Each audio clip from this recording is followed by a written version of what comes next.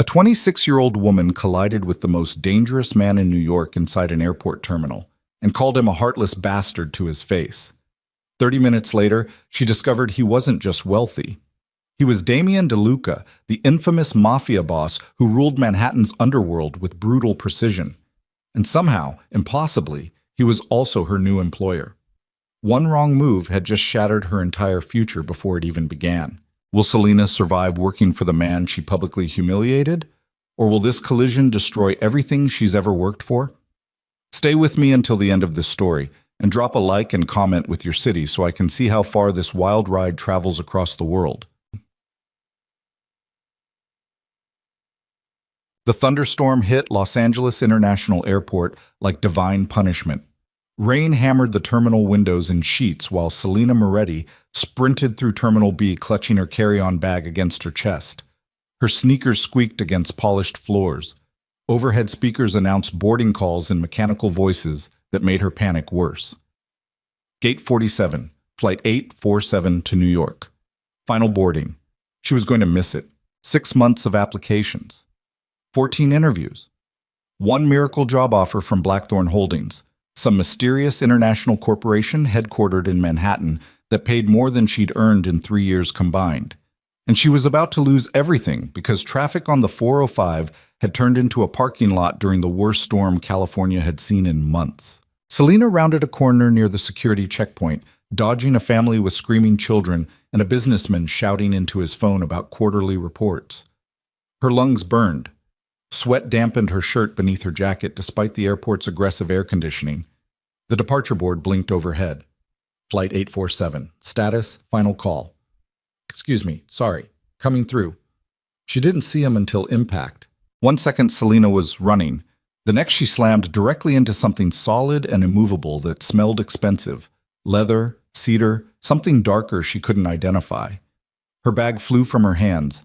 Notebooks exploded across the terminal floor. Pens scattered.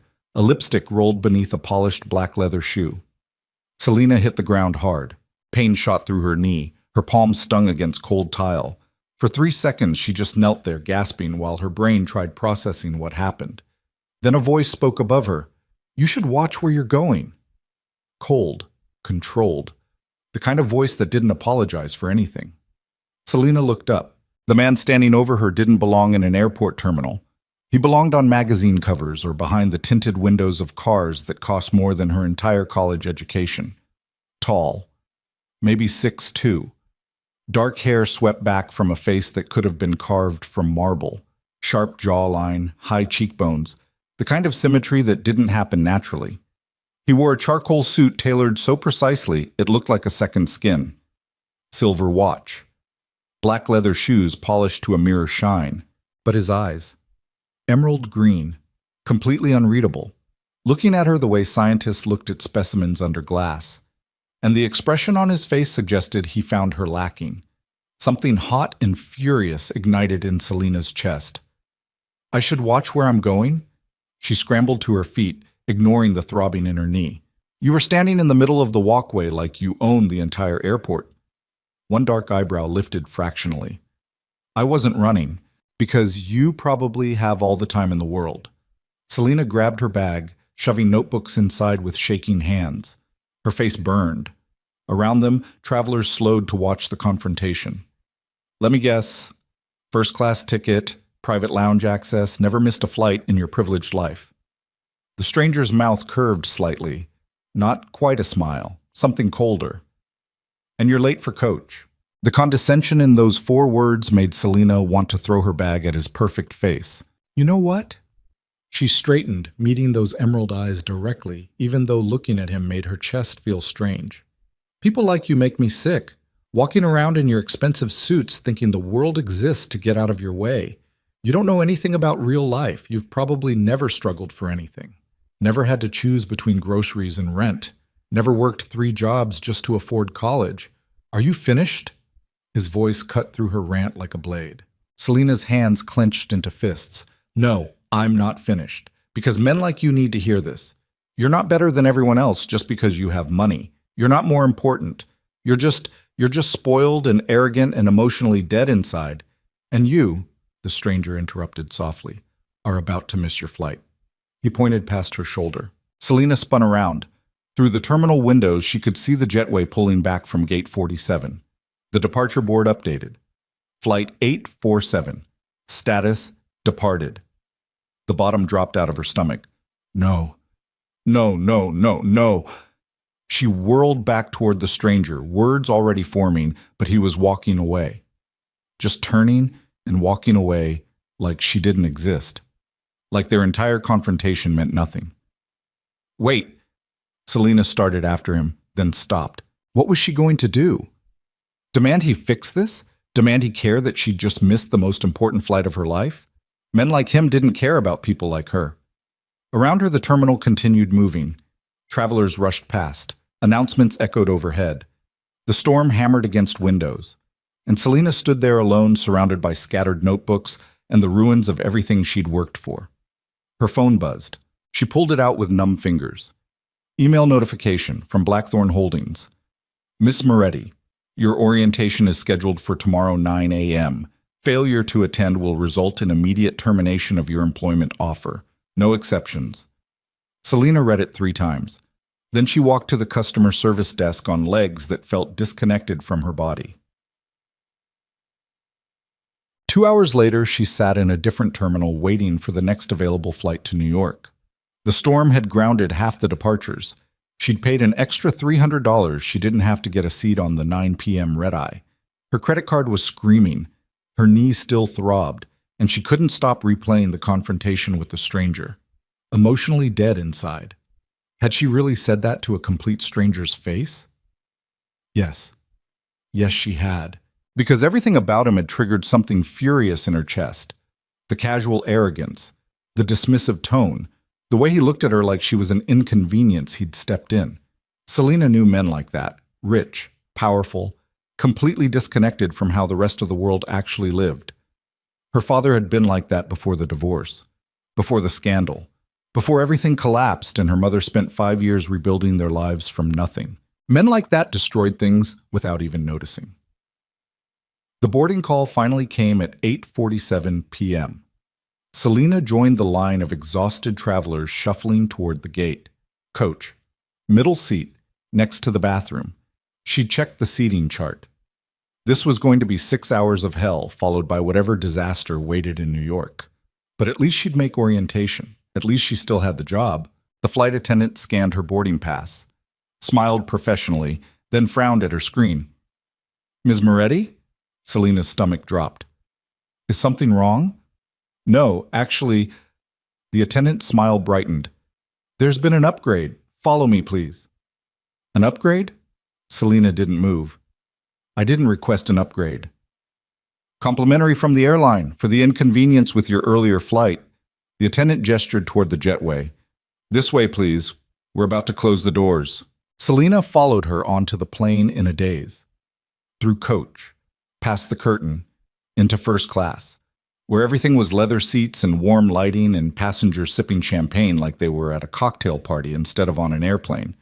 The attendant led her to seat 2A window, extra legroom, a amenity kit already waiting. Enjoy your flight, Miss Moretti. Selena sank into the seat. The leather felt like butter. Her brain couldn't process this. Airlines didn't just upgrade people for free. That wasn't how the world worked. But right now she was too exhausted to question good luck.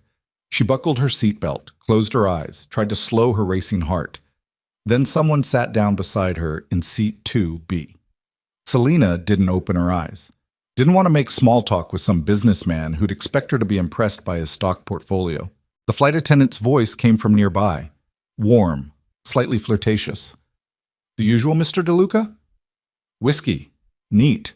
Selena's eyes snapped open. She turned her head and looked directly into the face of the man from the terminal. For exactly 3 seconds, neither of them moved. He sat there in the aisle seat looking at her with those unreadable emerald eyes while recognition flickered across his expression. He'd changed jackets. No tie now. First button of his shirt undone. But definitely the same man, the same impossibly handsome face, the same arrogant mouth. The same person she'd publicly called spoiled, privileged, and emotionally dead 90 minutes earlier. Selena's face went nuclear. You, she whispered. Me, he agreed. The flight attendant returned with his whiskey, set it down on his tray table with another smile that suggested she'd give him a lot more than alcohol if he asked, then disappeared toward the galley, leaving Selina trapped beside the stranger in a leather seat 30,000 feet from escape. Words died in her throat. I didn't know, I didn't realize that you were in first class? He picked up the whiskey glass, studied the amber liquid. Neither did I. I got upgraded. I've never... She was babbling. Stop babbling. Look, about what I said in the terminal. I was stressed and late and I shouldn't have called me emotionally dead? Selina flinched. Yeah, that. He took a slow sip of whiskey, watching her over the rim of the glass with an expression that gave away absolutely nothing. You also called me spoiled, arrogant, privileged. I know. She wanted to melt into the leather seat and disappear. I'm sorry. I was completely out of line. Were you wrong? The question caught her off guard. What? About any of it. He set down the glass, turned slightly in his seat to face her directly. Was your assessment inaccurate? Selina stared at him. This felt like a trap, like a test she didn't understand. I don't know you, she said carefully, so I can't really judge him, but you did judge. Something almost like amusement flickered in those green eyes. Within 30 seconds of meeting me, based entirely on how I look. Heat flooded her face again. You're right, I made assumptions. I do that sometimes when I'm upset. It's not fair and I'm working on it and I really am sorry. Silence stretched between them. The plane's engines hummed. Around them, first-class passengers settled into their seats. The flight attendants began the safety demonstration. Selina focused on the seatback screen in front of her and prayed for the flight to end quickly.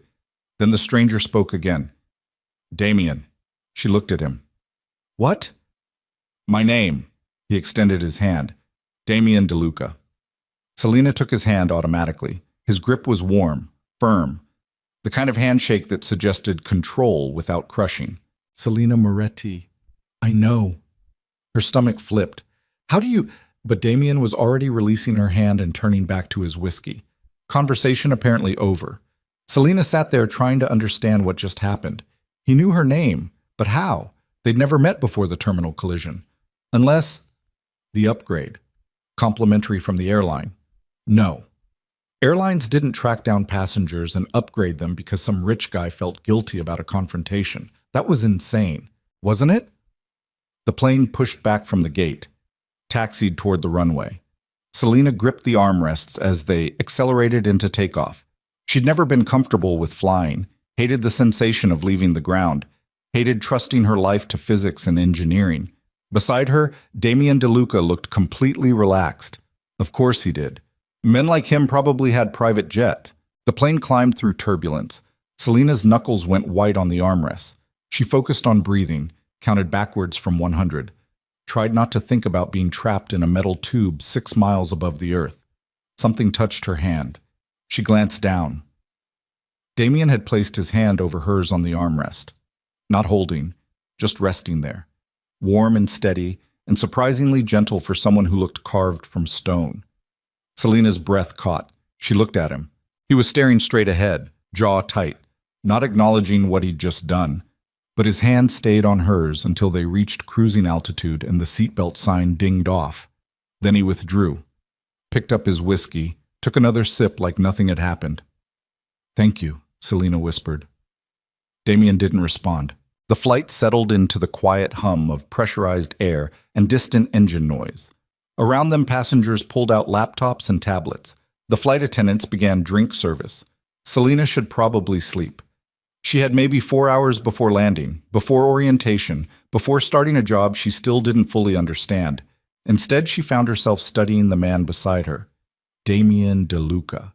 The name felt familiar somehow, like something she should recognize but couldn't quite place. Can I ask you something? The words left her mouth before she could stop them. He glanced at her. You're going to anyway. Why did you upgrade my ticket? I didn't. Right, the airline just randomly decided to be generous.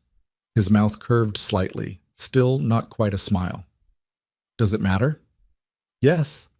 Selena shifted in her seat to face him more directly. Because if you did it out of guilt or pity, then I don't want it. I can pay for my own, You don't have $300. Damien's voice stayed completely neutral. You charge the red-eye ticket on a credit card that's already maxed out. You're wearing shoes with holes in the soles. Your bag is held together with duct tape. And you flinched when the flight attendant offered you champagne because you thought you'd have to pay for it. Selena's face went hot and cold simultaneously. He'd noticed all of that, cataloged it, analyzed her financial situation in the time it took to board a plane. So what? She lifted her chin. Being poor doesn't make me pathetic. No. Damien's eyes met hers. It makes you desperate enough to work for people you know nothing about. The bottom dropped out of her stomach. What are you talking about? Blackthorn Holdings. He turned fully toward her now, expression still unreadable. That's where you're going. Tomorrow. 9 a.m. orientation. How did he... Are you following me? Selena's voice came out harder than intended. Because if this is some kind of stalker situation, I'm your employer. 4 words. 4 words that detonated like a bomb in her chest. Selena stopped breathing. What? Blackthorn Holdings. Damien spoke like he was discussing the weather. I own it, along with 47 other companies across 6 industries. You were hired as a design consultant for the technology division. Your portfolio showed promise. The references were adequate. HR thought you'd be useful. No. No. This wasn't happening. Selena's voice cracked. You're the CEO of Blackthorn? Among other things. She was going to be sick, right here in first class, all over the leather seats and the complimentary champagne. I didn't know. The words tumbled out desperately. In the terminal, I had no idea who you were. I would never have said those things if I'd known. Why not? The question stopped her cold. Because you could destroy my entire life with a phone call. Because I need this job more than I need oxygen. Because everything I said was true, but saying it to your face was career suicide. Because it was unprofessional. But accurate. Damien picked up his whiskey again, swirled the liquid slowly. The cabin lights caught the silver of his watch, the sharp planes of his face, the complete lack of emotion in his expression. You called me spoiled, arrogant, privileged, emotionally dead. His voice stayed soft, controlled, more dangerous than shouting. You accused me of never struggling, never choosing between necessities, never working for anything. Selena felt tears burning behind her eyes, fought them back. She would not cry. Not here. Not in front of him. And the moment you discovered I control your employment, Damien continued, you immediately started apologizing, explaining, trying to manage the damage. Of course I did. Her hands clenched in her lap. You can fire me. You can make sure I never work in this industry again. You have all the power here. Do I? It wasn't a question. Damien set down his glass, leaned back in his seat. Those emerald eyes studied her with the intensity of a predator deciding whether prey was worth the chase. Tell me something, Selena Moretti. Her name and his voice sent shivers down her spine. If I wasn't your employer, if we'd met under different circumstances, would you take back anything you said? The honest answer sat in her throat. She looked at him. Really looked at him, past the expensive suit and the perfect face and the obvious wealth, searched for something human in those cold green eyes, and found nothing but walls. No, Selena said quietly. I wouldn't take it back. For exactly 3 heartbeats, Damien didn't move. Then slowly, so slowly she almost missed it, his mouth curved into something that might actually be a real smile. Good. He picked up his whiskey, finished it, set the empty glass on the tray table. Because people who lie to my face don't last long in my world. Then he reclined his seat, closed his eyes, and apparently decided the conversation was over, leaving Selena sitting there with her heart hammering and her mind racing and absolutely no idea what had just happened. She didn't sleep. Couldn't sleep. Spent 6 hours trapped beside Damien DeLuca while her brain spiraled through every possible scenario. He was going to fire her the moment they landed, or worse, keep her employed just long enough to humiliate her publicly, make an example out of the girl who'd called him heartless. But he'd smiled. That terrible almost smile that looked like it hurt him. And he'd touched her hand during takeoff. None of it made sense. The plane descended through clouds over New York just as dawn painted the horizon orange and gold. Selena pressed her face to the window and watched Manhattan rise from the darkness like something out of a dream. Skyscrapers catching early light, rivers reflecting pink and purple, the city stretching endlessly in every direction. Somewhere down there was her new life, if she still had a job. The landing was smooth. Passengers began gathering bags and coats. Selena stayed in her seat, unsure of protocol. Did she wait for Damien to leave first? Follow him? Pretend they'd never met? He solved the problem by standing and pulling a sleek black bag from the overhead compartment. Then he looked down at her. Orientation is at 9 a.m., Blackthorn Tower, 43rd floor. His voice was back to being completely neutral. Don't be late. I won't. But Damien was already walking away, moving through first class with the confident stride of someone who'd never waited for anything in his life. Selena grabbed her duct-taped bag and followed at a distance. Through the jetway, into JFK's chaotic arrivals terminal. Damien moved like he had an invisible bubble around him, crowds parting automatically, people unconsciously stepping aside. She watched him walk toward ground transportation, where a man in a black suit was already waiting. Driver. Obviously. Probably one of several. The man opened the rear door of a black SUV with tinted windows. Damien paused before getting in, turned, looked directly at Selena across 50 feet of terminal floor. Their eyes met. Then he was gone. Door closing, SUV pulling away into New York traffic. And Selena stood there alone in the arrivals terminal at 6:47 a.m. with 2 hours to find her apartment, shower, change, and somehow make it to Blackthorn Tower without having a complete nervous breakdown. The apartment Blackthorn Holdings had arranged was a 6th-floor walk-up in a building that should have been condemned. Selena climbed the stairs with her bag banging against her thigh, breathing in the smell of old cooking and mysterious dampness. Her unit was number 6C, the key stuck in the lock. Inside was barely better than outside. Studio. Maybe 300 square feet. Stained carpet. Window overlooking a brick wall. Radiator that clanked ominously. Bathroom the size of a closet with tile that might have been white sometime in the previous century. But it was hers. For 6 months anyway. That's what the contract said. 6-month trial period. If she performed well, they'd discuss permanent placement. Selena dropped her bag on the floor, stood in the center of the empty apartment, and finally let herself feel the weight of everything that had happened in the last 24 hours. She'd left California. Left her mother. Left everything familiar. Gambled her entire future on a job she didn't understand, working for a company owned by the most dangerous-looking man she'd ever met. A man she'd called emotionally dead to his face. A man who'd upgraded her ticket and touched her hand during takeoff and smiled like it caused him physical pain. Damien DeLuca. Selena pulled out her phone, typed his name into the search bar. The results loaded, and her blood went cold. Because Damien DeLuca wasn't just a CEO. He was infamous. Article after article, photos at charity galas and political events, connections to everyone who mattered in New York. But underneath the legitimate business coverage, there were other stories. Carefully worded, never quite saying what they meant. DeLuca Syndicate under federal investigation, rival organization leader found dead after dispute with. Questions remain about DeLuca's ties to. Selena's hands started shaking. The Mafia. Damien DeLuca was a goddamn mafia boss, and she'd just agreed to work for him.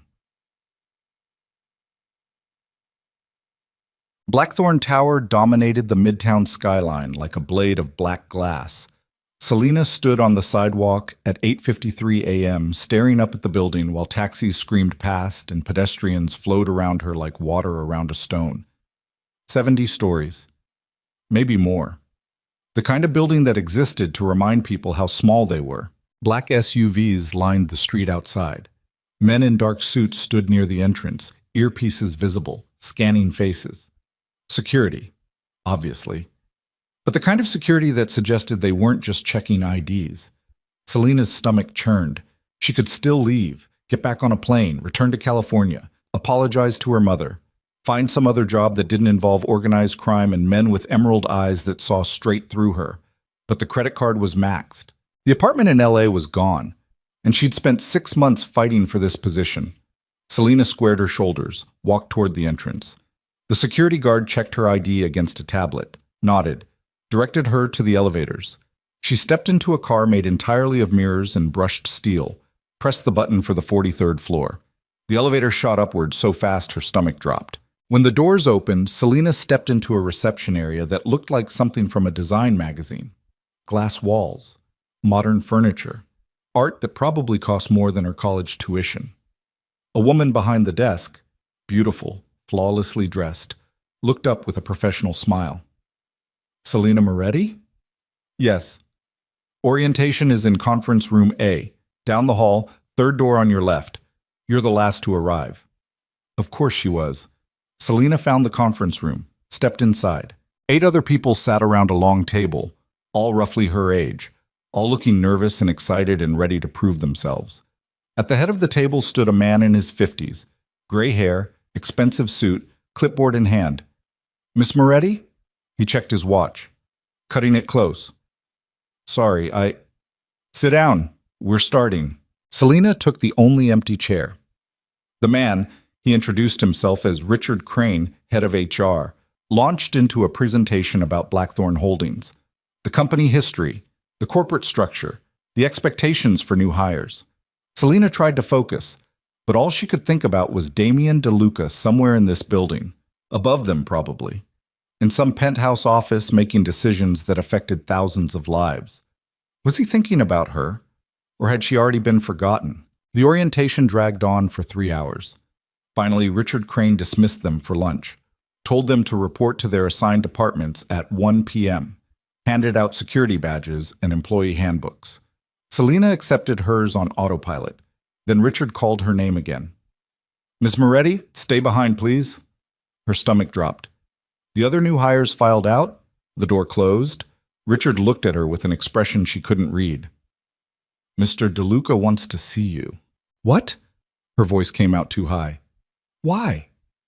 I don't question Mr. DeLuca's requests. Richard handed her a key card.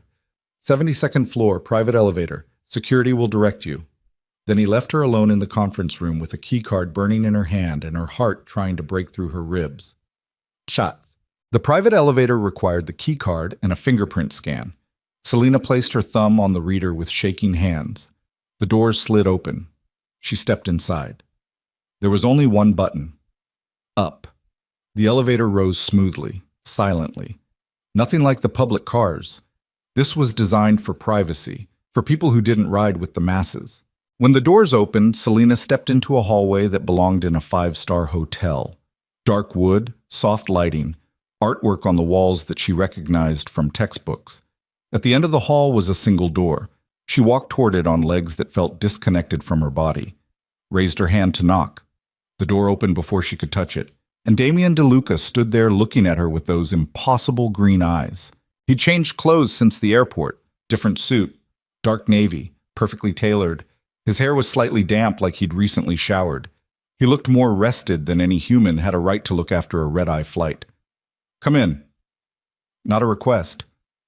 Selena stepped past him into an office that stole her breath. Floor-to-ceiling windows overlooking Manhattan. Minimalist furniture. A desk that looked hand-carved from a single piece of wood. Bookshelves lined with what appeared to be first editions. And in the corner, a bar cart with crystal decanters catching the afternoon light. The door closed behind her with a quiet click. Damien walked past her to the windows, stood there with his hands in his pockets, looking out at the city spread beneath them. Do you know why you're here, Selena? Her name and his voice still did things to her pulse she didn't want to examine. No. Then let me clarify. He turned to face her. I don't make mistakes. When I hire someone, it's because they possess skills I need. When I fire someone, it's because they've proven themselves useless. You're neither mistake nor useless. Selena didn't know what to say to that. Your portfolio impressed my technology division. Damien's voice stayed neutral, clinical. Your redesign work on the Morrison project showed creativity under pressure. Your references suggested you're reliable, dedicated, willing to work harder than necessary. Okay, she swallowed. Is there a but coming? His mouth curved slightly. There's always a but. Silence stretched between them. Then Damien walked to his desk, opened a drawer, pulled out a folder and set it on the polished wood surface. In the terminal, he said quietly, you made several accusations. You called me privileged. Said I'd never struggled for anything, never had to make difficult choices. Selena's face burned. I apologized. You apologized for being unprofessional. His eyes met hers. Not for being wrong. Because I don't know if I was wrong. The words came out before she could stop them. You're right. I judged you based on appearance, but everything about you screams wealth and power and control. So yeah, I assumed you've never had to choose between paying rent or eating. I assumed doors open for you because of your last name. I assumed that I was born into this. Damien opened the folder, pulled out a photograph, slid it across the desk toward her. Selena looked down. The photo showed a teenage boy, maybe 16, standing in front of a run-down Brooklyn apartment building. Thin, bruised, wearing clothes that didn't fit, eyes hard in a way that suggested he'd already seen too much. But the eyes were unmistakable. Emerald green. Selena looked up at Damien. He stood perfectly still by the window, expression unreadable. But something in his posture had changed, like he was bracing for impact. My father died when I was 8, he said quietly. Stabbed outside a bar over a $20 gambling debt.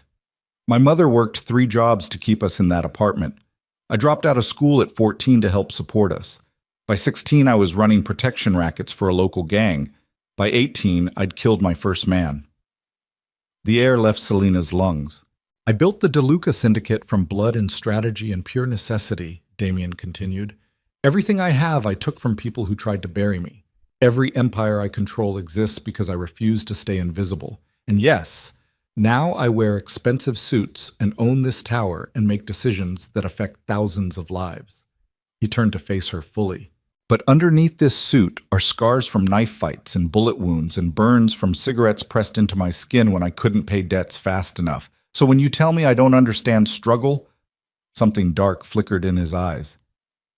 You're talking to a ghost, because the boy in that photograph died a long time ago. Selena couldn't breathe, couldn't move, could only stand there staring at the man across from her while her entire worldview cracked apart. Why are you telling me this? She whispered. Because you work for me now. Damien's voice went hard. And everyone who works for me needs to understand something. I don't tolerate disloyalty. I don't accept failure. And I don't forgive betrayal. If you can't handle that, if you think you can judge me or question me or try to reform me, then leave now, before you waste both our time. Selena looked at the photograph on the desk, at the boy with bruises and hard eyes who'd become the most dangerous man in New York. She should be terrified. She should run. Instead, she heard herself say, I don't want to leave. Damien's expression didn't change. Why not? Because, how did she explain this? Because I called you emotionally dead, and I was wrong. You're not dead, you're just protected, walled off. And I think, her voice dropped. I think that photograph shows me why. For exactly 5 seconds, Damien didn't move. Then he crossed the room in 3 strides, stopped directly in front of her, close enough that she could feel the heat radiating from his body, could see the faint scar on his jaw, could smell cedar and something darker that made her head spin. You have no idea what you're getting into, he said softly. Working here, working for me, the things you'll see, the choices you'll have to make. Then tell me. Selena lifted her chin, met his eyes. Tell me what I'm getting into. Damien's hand came up.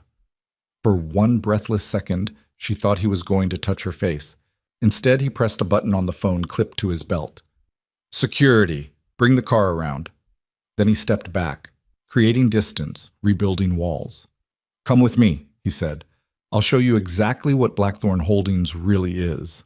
And before Selena could process what was happening, Damien was walking toward the door, leaving her standing alone in his office with a photograph of a dead boy and the growing certainty that she'd just crossed a line she could never uncross. But she followed him anyway. The black SUV cut through Manhattan traffic like a knife through water. Selena sat in the back seat beside Damien while the driver navigated streets she didn't recognize. Through tinted windows, she watched the city transform, the polished midtown towers giving way to grittier neighborhoods, warehouses, industrial complexes, areas where tourists didn't venture and locals kept their heads down. Damien hadn't spoken since they left Blackthorn Tower. He sat perfectly still, one hand resting on his knee, eyes fixed on something outside that she couldn't see. His jaw was tight, the scar near his mouth more visible in the harsh afternoon light filtering through the windows. Selena's heart hammered against her ribs. She should ask where they were going, should demand answers, should probably jump out at the next red light and run back to whatever normal life she'd left behind in California. Instead, she sat there breathing in the scent of leather and expensive cologne and tried not to think about the photograph of the bruised teenage boy who'd killed his first man at 18.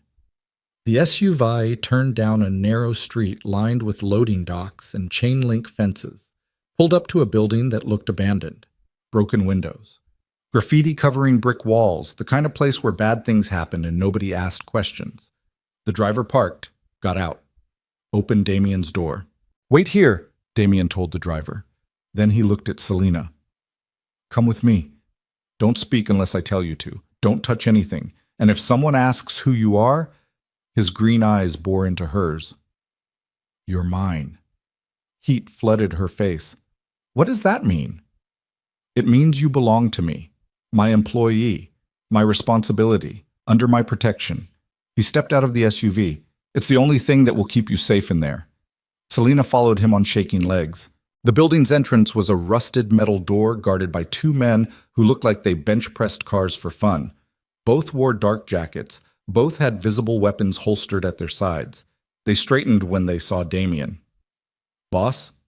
The taller one nodded. "Marcus is waiting inside." Damien didn't acknowledge the greeting, just walked past them like they were furniture. Selena hurried after him. Inside the building was worse than outside. Concrete floors stained with substances she didn't want to identify. Exposed pipes dripping water. The smell of oil and rust and something metallic that made her stomach turn. Fluorescent lights buzzed overhead, half of them dead or flickering. Voices echoed from somewhere deeper in the building. Damien led her down a hallway, through a doorway, into a massive open space that had probably been a factory floor decades ago. Now it was something else entirely. Men stood in clusters throughout the room. 30, maybe 40, all armed, all watching Damien with expressions ranging from respect to fear to barely concealed hatred. Tables were scattered around the space covered with laptops, phones, stacks of cash rubber-banded into thick bundles. This wasn't a legitimate business operation. This was the syndicate.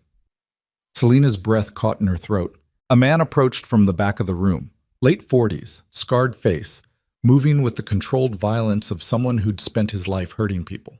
He stopped in front of Damien and crossed his arms. "You're late." "I'm here." Damien's voice stayed flat. "Where's the shipment?" "Delayed. Feds are watching the ports. We had to reroute through Jersey." The man's eyes slid to Selena, lingered. "Who's the girl?" "None of your concern, Marcus." "Everything in this room is my concern." Marcus stepped closer to Selena, studying her like livestock. "She looks lost. Looks like she doesn't belong here." Selena's hands clenched into fists. Damien moved between them so fast she barely saw it. 1 second, Marcus was standing there. The next, Damien had him by the throat, slamming him backwards into a support beam with a sound that made everyone in the room go silent. "Touch her," Damien said quietly, "and I'll kill you with my bare hands." Marcus's face went red. He clawed at Damien's grip, made choking sounds. Nobody moved to help him. Damien held him there for exactly 5 seconds, then released him. Marcus dropped to his knees, gasping. "The shipment," Damien repeated. "When does it arrive?" "Tomorrow night." Marcus coughed, spat blood. "Jersey docks, 11 p.m. "Good." Damien turned away like the violence hadn't happened. "I want triple security. If the feds are watching, they're looking for an excuse. Don't give them one." He walked back towards Selena, touched her elbow gently, guided her toward the exit. Behind them, Marcus climbed to his feet. His voice carried across the warehouse. "She's going to get you killed, Damien." Damien didn't stop walking, didn't acknowledge the words, but Selena felt his hand tighten fractionally on her arm. They didn't speak during the ride back to Blackthorn Tower. Selena stared out the window while her mind tried processing what she'd just witnessed. The warehouse, the armed men, the casual violence, Damien's hand around Marcus's throat, the way everyone had watched without intervening. Because Damien DeLuca was the kind of man who could choke someone unconscious in a room full of criminals and nobody would dare stop him. The SUV pulled up to the tower's underground parking garage. The driver opened Selena's door. She stepped out on legs that felt like water. Damien waited by the private elevator, swiped his keycard. The doors opened. They rode up in silence. When the elevator reached the 72nd floor, Damien stepped out, walked to his office, held the door open. "We need to talk." Selena followed him inside. The city spread beneath the windows in a carpet of glass and steel and afternoon shadows. Damien walked to the bar cart, poured whiskey into 2 glasses, held one out to her. "I don't drink during work hours," Selena said. "You do now." She took the glass. Her hands were shaking. The whiskey burned going down but settled the worst of the trembling. Damien leaned against his desk, watched her with those unreadable green eyes. "That was a mistake," he said finally. "I shouldn't have taken you there." "Why did you?" "Because you asked to see what Blackthorn Holdings really is." He swirled his whiskey. "That warehouse, those men, that's the foundation everything else is built on. The towers, the legitimate businesses, the political influence, all of it exists because of what happens in places like that." Selena set down her glass. Her voice came out steadier than she felt. "You're a criminal." "Yes, you hurt people. When necessary. That man, Marcus, you could have killed him." "I've killed better men for less." Damien's expression didn't change. "Does that frighten you?" "It should. It absolutely should." Instead, Selena heard herself say, "What frightens me is how much control you have. How everyone in that room was terrified of you. How you didn't even blink before putting your hands on him. Control is survival in my world." Damien finished his whiskey, set the empty glass on his desk. "The moment people stop fearing you is the moment they start planning your death. I learned that at 14 when I watched my mother's landlord beat her unconscious over $300 in back rent. I couldn't stop him. I was too small, too weak, too powerless." His voice went cold. I swore that day I would never be powerless again. And I'm not. Because I built something that makes people afraid to even think about hurting me. That warehouse, those men, they're insurance. They're the reminder that crossing me has permanent consequences. Selena's chest felt tight. "But you didn't have to show me. You could have kept it hidden. Let me believe Blackthorn was just a normal corporation. And then what?" Damien pushed away from the desk, crossed to the windows. "You would have found out eventually. Someone would have told you, or you would have seen something you weren't supposed to see, and you would have run, or worse, you would have stayed and convinced yourself you could change me." He turned to face her. "I don't want people who lie to themselves working for me, Selena. I want people who understand exactly who I am and what I'm capable of. People who can look at the monster and decide whether they can live with it." The word hung between them. Monster. Selena walked to where he stood, stopped close enough to see the tension in his jaw. The way his hands stayed carefully at his sides, like he was forcing himself not to reach for her. "You're not a monster," she said quietly. Damien's laugh was harsh. "You saw what I did to Marcus. I saw you protect me." The words came out before she could stop them. "He was threatening me, looking at me like I was something he could take. And you stopped him, violently, brutally, but you stopped him." "That doesn't make me good." "I never said you were good." Selena held his gaze. "But monsters don't show people photographs of their dead childhood. Monsters don't explain themselves. Monsters don't give employees a choice about whether to stay or run." Damien stared at her, something shifting behind those emerald eyes, something that looked almost like pain. Then his phone buzzed. He pulled it from his pocket, read the screen. His expression went flat and dangerous. "I need to handle something. Security will take you back to your apartment." "Damien, this conversation is over." He was already walking toward the door. "Report to the technology division tomorrow morning, 8 a.m. Don't be late." Then he was gone. leaving Selena alone in his office with an empty whiskey glass and the growing certainty that she'd just glimpsed something Damien DeLuca never let anyone see. The human being underneath the armor. Dice. The technology division occupied the entire 43rd floor of Blackthorn Tower. Selena arrived at 7:53 a.m. wearing the only professional outfit she owned that didn't look completely cheap. Black pants, white blouse, shoes she'd polished until they almost didn't look damaged. A woman met her at the elevators, early 30s, sharp eyes, tailored suit. "Selena Moretti, I'm Victoria Chen, head of design operations. You'll be working under me." She didn't offer a handshake, just turned and started walking. "Keep up. I don't repeat myself." Selena hurried after her. Victoria moved through the office like a force of nature. Employees scrambled out of her path. She led Selena past cubicles and conference rooms to a corner workspace with 2 monitors, an ergonomic chair, and a view of the building across the street. "Your station. Computer login credentials are in the envelope. Projects are assigned through the internal system. Deadlines are non-negotiable. Questions?" "What kind of projects?" "Whatever I assign you." Victoria's voice could have cut glass.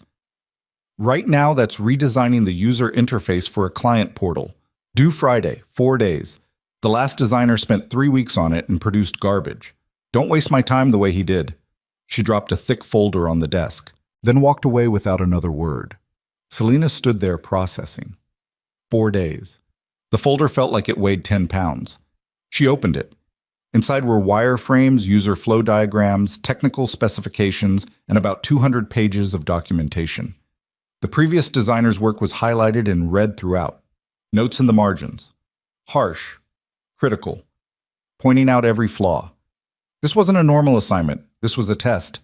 Selena sat down, opened the computer, started reading. "But, months."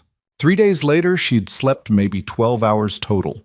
The project consumed everything. She worked through lunch, stayed late into the night while the office emptied around her, brought protein bars from a bodega near her apartment because she couldn't spare time for real meals. The previous designer's work wasn't just flawed, it was fundamentally broken. The navigation made no sense. The visual hierarchy was backwards. The whole thing looked like it had been designed by someone who'd never actually used software before. Selena tore it apart, rebuilt it from scratch. By Wednesday night, she had something that actually functioned. Clean, intuitive. Professional enough that clients wouldn't immediately demand a refund. But it wasn't extraordinary. And Damien DeLuca didn't accept ordinary. She'd seen him exactly twice since the warehouse visit. Once in the elevator Thursday morning. He'd nodded, said nothing. The second time through the glass walls of a conference room where he sat surrounded by men in expensive suits discussing something that made their expressions tight. He hadn't looked at her. Hadn't acknowledged her existence, like the conversation in his office had never happened. Selena told herself she didn't care, told herself she wasn't disappointed, focused on the project instead. Thursday night, she was still at her desk when Victoria appeared. It was nearly midnight. The floor was empty except for Selena and the security guard making rounds. "You're still here." Victoria's voice held something that might have been approval. "Show me what you have." Selena pulled up the redesigned interface. Victoria studied it in silence. Her expression gave away nothing. She clicked through screens, tested navigation, examined every detail. Finally, she straightened. "It's adequate." The word landed like a stone. "Mr. DeLuca requires excellence, not adequacy." Victoria crossed her arms. "You have until tomorrow at 5 p.m. to make this extraordinary. Otherwise, don't bother submitting it." She walked away, leaving Selena staring at the screen while exhaustion threatened to pull her under. Adequate. After 3 days of 16-hour shifts and skipped meals and work that should have been impressive, adequate. Selena's hands clenched into fists. Then she opened a new file and started over. At 3:47 a.m., she finally understood what was missing. The design was functional, clean, professional, everything a normal corporate portal should be. But Damien DeLuca wasn't building a normal corporation. He was building an empire that existed in 2 worlds simultaneously, legal and criminal, legitimate and dangerous.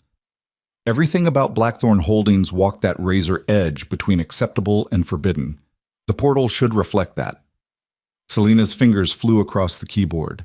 She stripped away the safe corporate aesthetic, replaced it with something darker, elegant but threatening, like walking into an expensive restaurant and realizing the beautiful people at the next table were discussing a murder. Black backgrounds, minimal color, sharp angles that suggested precision and danger. Navigation that felt intuitive but subtly reminded users they were entering controlled territory. The kind of design that made people pay attention. The kind of design that said, "I'm in control and you're not." By the time dawn broke over Manhattan, Selena had created something extraordinary. She submitted it at 4:53 p.m., exactly 7 minutes before deadline. Then she went home and collapsed on her apartment floor, fully clothed, and slept for 14 hours straight.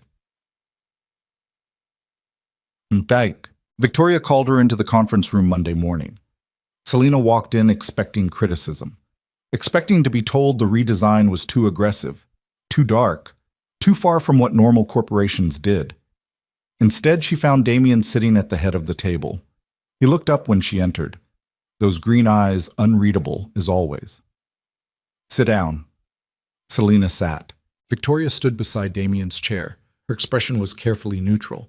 On the screen behind them was Selena's redesigned portal interface. "You took a risk," Damien said. "You ignored conventional design principles, created something that makes users uncomfortable." Selena's stomach dropped. "I can revise." "Don't." His voice cut through her explanation. "It's perfect." The room went silent. Damien stood, walked to the screen, gestured at the dark interface. "This understands what Blackthorn Holdings actually is.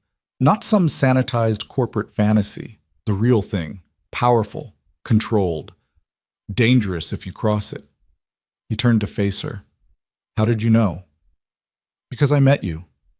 The words came out before Selena could think. The warehouse, the way you move, how people react when you walk into a room. You don't build safe things. You build things that demand respect. The design should match that. Something flickered in Damien's expression. Then it was gone. "Victoria, give Ms. Moretti the Morrison project." Victoria's professional mask cracked slightly. "Sir, that's our largest client. If she..." "Give her the project." Damien's voice left no room for argument. "She has 4 weeks, full resources, whatever she needs." He walked toward the door, stopped beside Selena's chair. "Don't make me regret this." Then he left. Victoria stared at the closed door, then at Selena.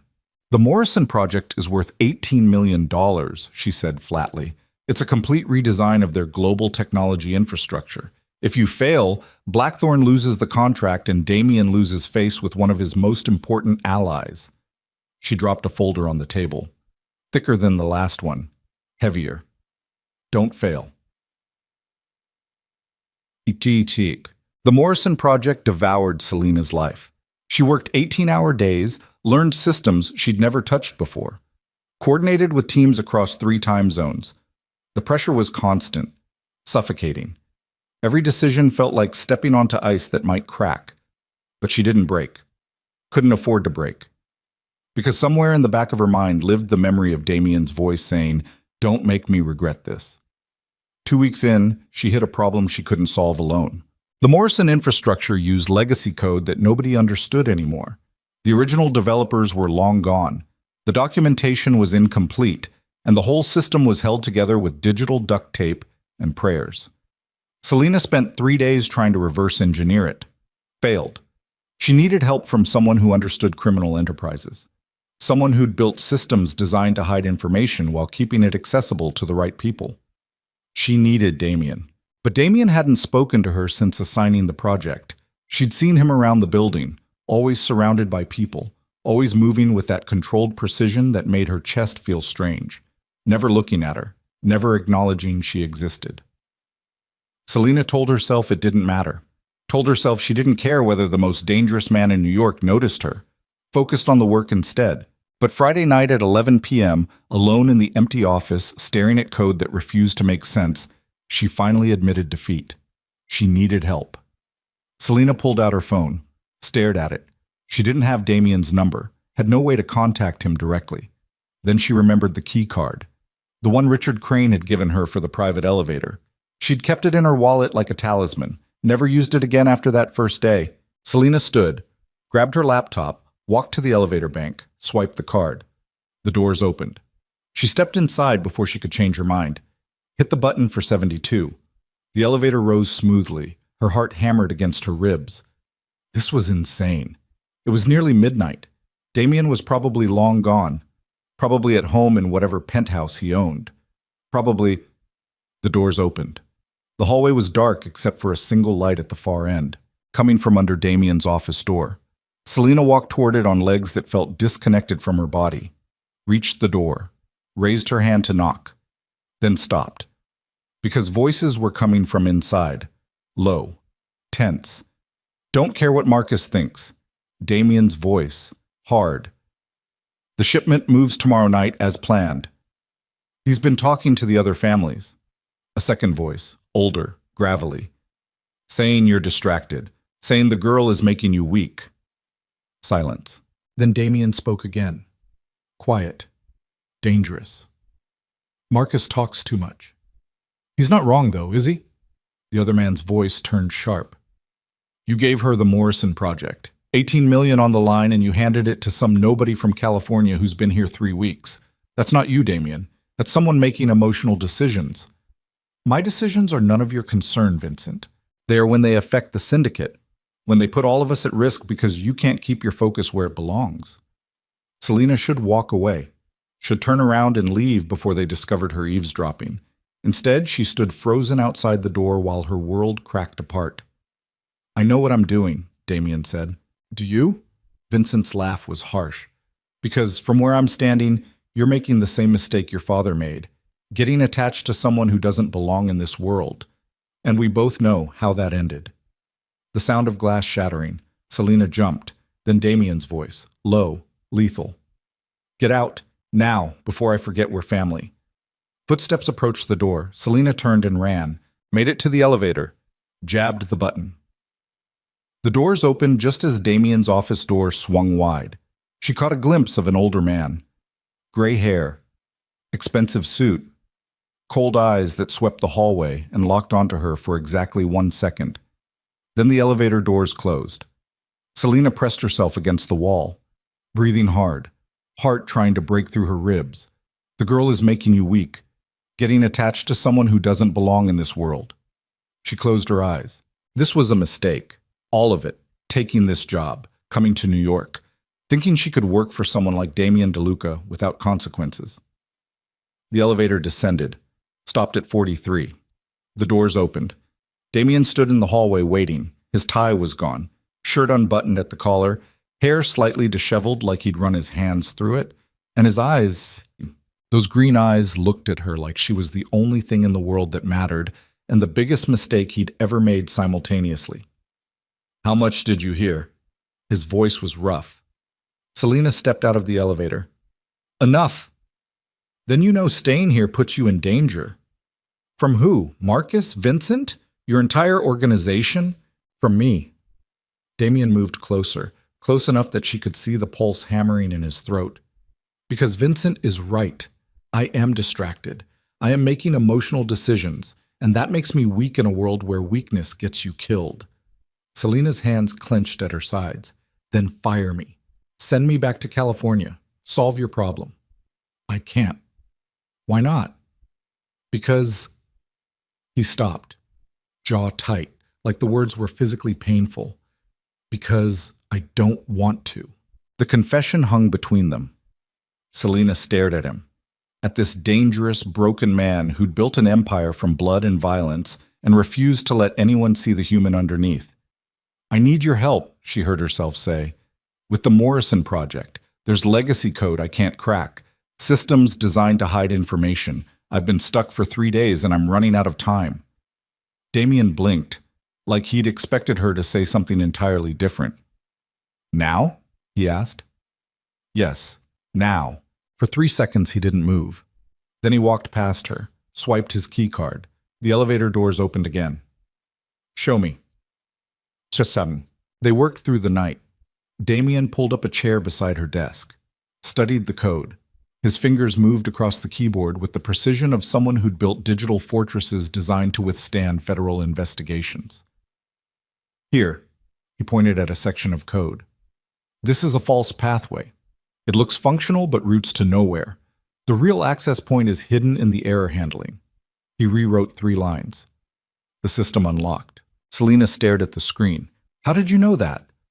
Because I designed systems like this for years, before Blackthorn went legitimate. Damien leaned back, rubbed his eyes. The Morrison family has connections to organizations that make the syndicate look like a charity. Their infrastructure was built by people who understood that the best place to hide something is in plain sight. He walked her through the entire architecture, showed her the hidden layers, the deliberately confusing documentation, the fail-safes designed to destroy data if accessed incorrectly.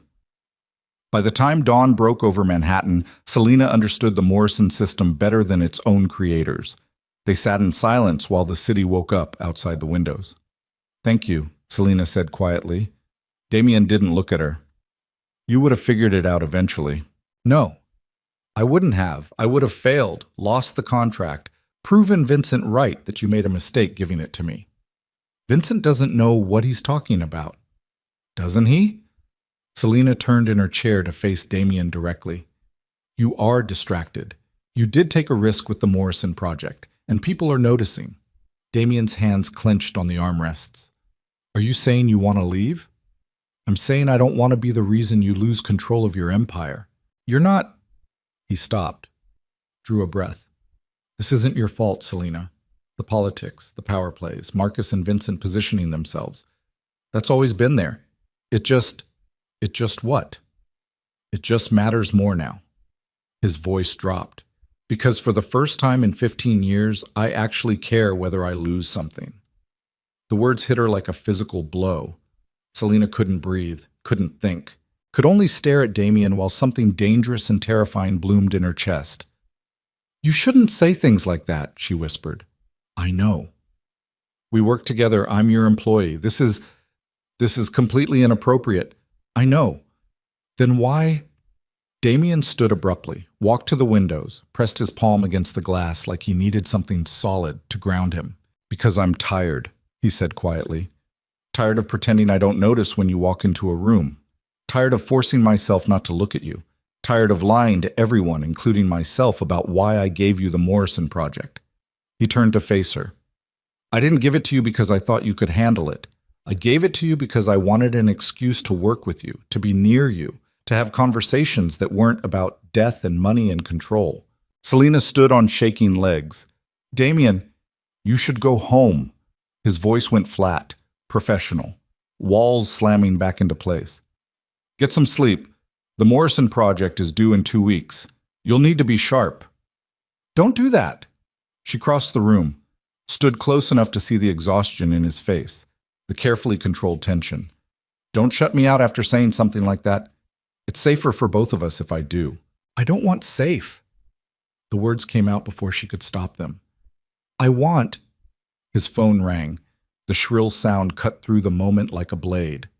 Damien pulled it from his pocket, read the screen. His entire expression went cold and hard. "I have to take this."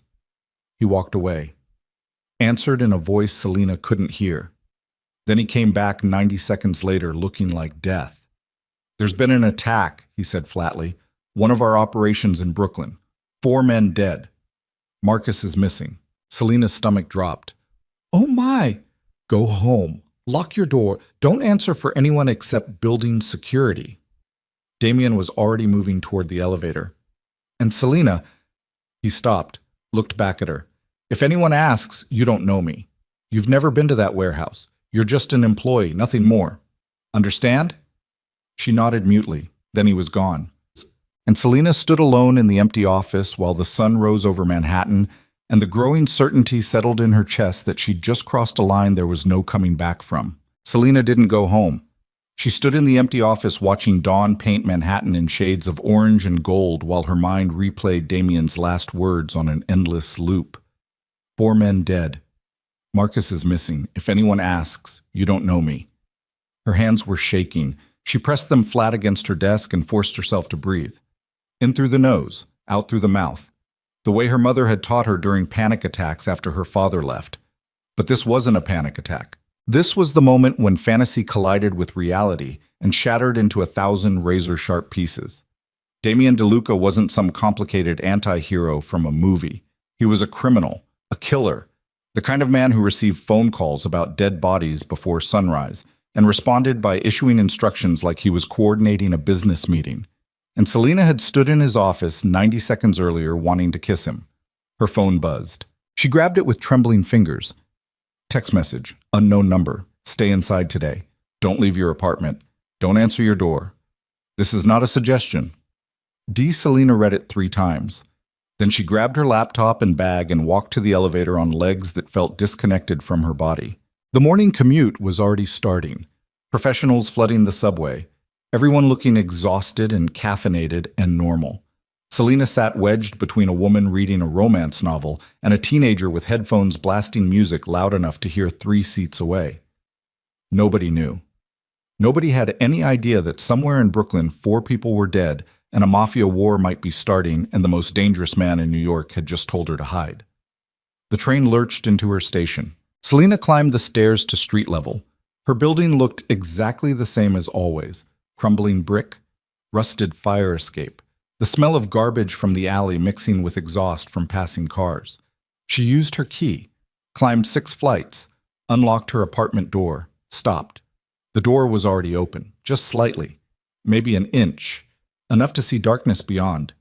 Selena's heart stopped beating. She should run, should turn around and sprint back down the stairs and call the police or building security or anyone.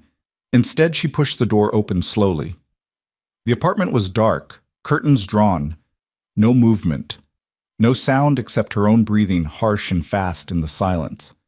Then someone spoke from the shadows near her bed. "Close the door." A woman's voice, cold, controlled. Selena's hand found the light switch, flipped it. A stranger sat on her bed. Mid-40s, severe features, wearing a charcoal suit that screamed federal law enforcement, dark hair pulled back tight enough to hurt, and eyes that studied Selena the way scientists studied bacteria. "Who are you?" Selena's voice cracked. "How did you get in here?" "Special Agent Rebecca Torres, FBI." The woman pulled out a badge, held it up long enough for Selena to see the seal. "And I walked in. Your building security is embarrassing." Selena's legs went weak. She grabbed the door frame, FBI, in her apartment, waiting in the dark. "I haven't done anything wrong," she said. "Haven't you?" Torres stood, walked to the window, pulled the curtain back an inch to look at the street below.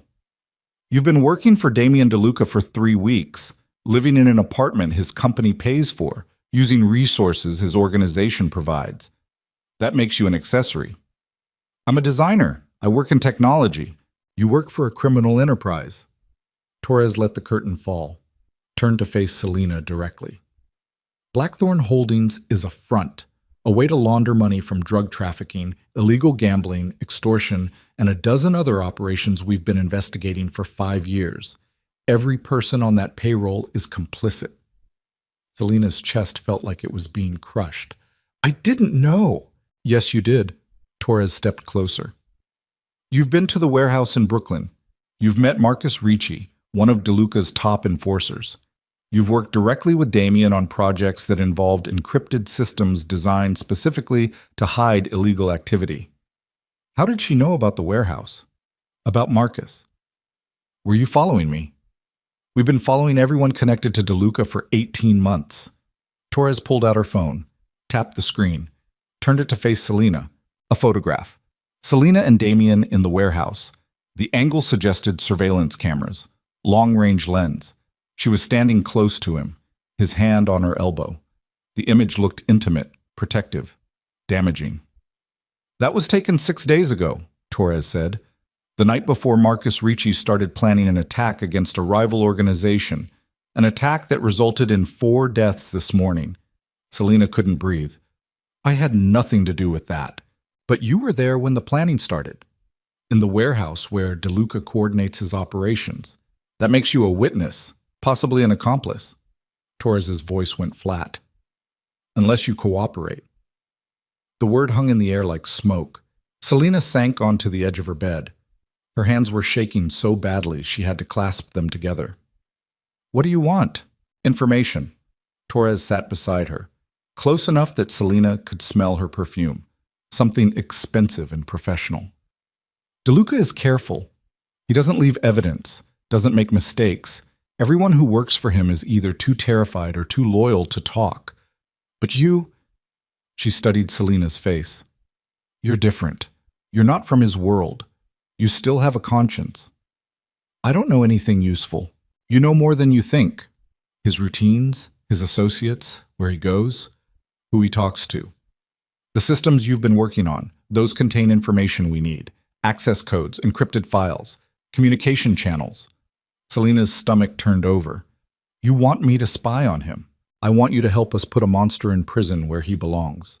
Torres's voice softened slightly. I know what he is, Selena. I know he's charming, intelligent, probably made you feel special, like you're the only person who sees the real him. That's what predators do. They find vulnerable people and make them feel important. The words hit like punches. 4 people died this morning, Torres continued. 4 human beings with families, with lives. And that's just today. DeLuca has been running his organization for 15 years. How many do you think he's killed in that time? How many lives has he destroyed? Selena closed her eyes, saw Damien's face, the photograph of the bruised teenage boy, the way he touched her hand during takeoff, the exhaustion in his expression when he admitted he was tired of pretending. I need time to think, she whispered. You don't have time. Torres stood, pulled a business card from her pocket, set it on the nightstand. DeLuca is smart enough to know we're closing in. He'll start cutting loose ends soon, making sure nobody can testify against him. You're a loose end, Selena. The question is whether you cut yourself free before he does it for you. She walked to the door, stopped with her hand on the knob. Call me within 24 hours, or I'll assume you've made your choice. Then she left. The door clicked shut. Selena sat alone in her apartment while sunlight crept through the curtains and her entire world collapsed around her. Timon. She didn't call Torres. Didn't go to work. Spent the day pacing her tiny apartment while her mind tore itself apart trying to decide what was true and what was manipulation. Damien was a criminal. That part wasn't in question. She'd seen the warehouse, the armed men, the casual violence. But a monster? The man who'd shown her his childhood photograph? Who'd worked beside her through the night explaining code with infinite patience? Who'd admitted he was tired of pretending? That man didn't feel like a monster. But maybe that was the point. Maybe Torres was right. Maybe Selena was just another vulnerable person who'd been manipulated by someone who understood exactly which buttons to push. Her phone buzzed constantly. Victoria, asking where she was, whether she was sick, saying the Morrison project couldn't afford delays. Selena ignored every message. At 6 p.m., someone knocked on her door. She froze, stared at the peeling paint and rusted hinges. Selena, Damien's voice, muffled by the door but unmistakable. I know you're in there. Open up. Her hands clenched into fists. She should stay silent, should pretend she wasn't home, should... The door unlocked. Damien pushed it open. He had a key. Of course he had a key. His company owned the building. He stepped inside, closed the door behind him, locked it, then just stood there looking at her. He was still wearing the same clothes from this morning, shirt wrinkled, dark circles under his eyes, a small cut on his jaw that hadn't been there before, and something in his expression that made Selena's chest ache, exhaustion, bone deep and absolute. You didn't go to work, he said quietly. 4 people died. Selena's voice came out harder than intended. Forgive me for not prioritizing spreadsheets. Damien's jaw tightened. I told you to stay inside, not disappear completely. Victoria has been trying to reach you all day. Well, maybe I needed time to think about whether I want to keep working for someone who gets phone calls about dead bodies before breakfast.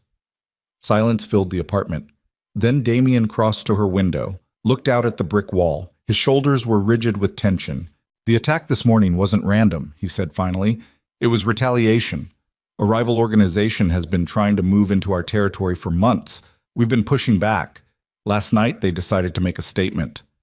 By killing 4 people. By killing 4 of my people. He turned to face her. Men who worked for me, who trusted me to protect them. And I failed. The rawness in his voice stopped her cold. Where's Marcus? Selena asked. Safe. In hiding until we figure out who's leaking information. Damien moved closer, close enough that she could see the cut on his jaw was still bleeding slightly. Someone told the rival organization exactly where to hit us. When? How many men would be there? That level of detail only comes from inside. You think someone in your organization is working against you? I know someone is. His eyes met hers. And until I find out who, everyone is a potential threat, including you. The words landed like a slap. Selena took a step back. You think I think the FBI approached you. Damien's voice stayed level, controlled. Probably this morning, probably in this apartment, and I think they offered you a deal. Her face went cold. How did he know? They have surveillance on everyone close to me, Damien continued. I saw Agent Torres enter this building 4 hours ago. Watched her leave 30 minutes later. She didn't arrest you, didn't bring backup, which means she was here to recruit you. He stepped closer, close enough that Selena could feel the heat radiating from his body, could see the pulse hammering in his throat, could smell cedar and something darker that made her head spin. So tell me, Selena. His voice dropped to barely above a whisper. Did you take the deal? She should lie, should protect herself. Instead, she heard herself say, she gave me 24 hours to decide. Damien went completely still. For exactly 5 seconds, he didn't move, didn't breathe, just stared at her with those emerald eyes while something dangerous shifted in his expression. Then he laughed, sharp, bitter, the sound of something breaking. Of course she did. He turned away, pressed his palms against the window. And what did Torres offer you? Immunity, witness protection, a fresh start away from the monster? She said you're going to prison, that everyone who works for you is complicit, that I'm a loose end you'll cut free once you don't need me anymore. And you believed her. It wasn't a question.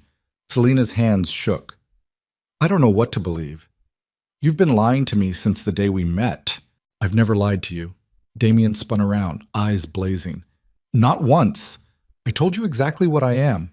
Showed you the warehouse. Explained how I built this empire. The only person lying here is you. How am I? Because you're standing here pretending you haven't already made your decision. He moved toward her with that controlled violence that made her pulse spike. You think I don't see it? The way you're looking at me? Like I'm something dangerous you need to escape? You are dangerous, the words tore out of her. People die around you. This morning, 4 men who knew exactly what they signed up for. Damien's voice went cold. They weren't innocent. They weren't victims. They were soldiers in a war that's been going on since before you were born. And yes, they died. Because that's what happens in my world. People get hurt. People disappear. People end up in the river with concrete shoes. He stopped directly in front of her. But you already knew that. You knew it the second you saw that warehouse. The second you met Marcus. The second I told you I killed my first man at 18.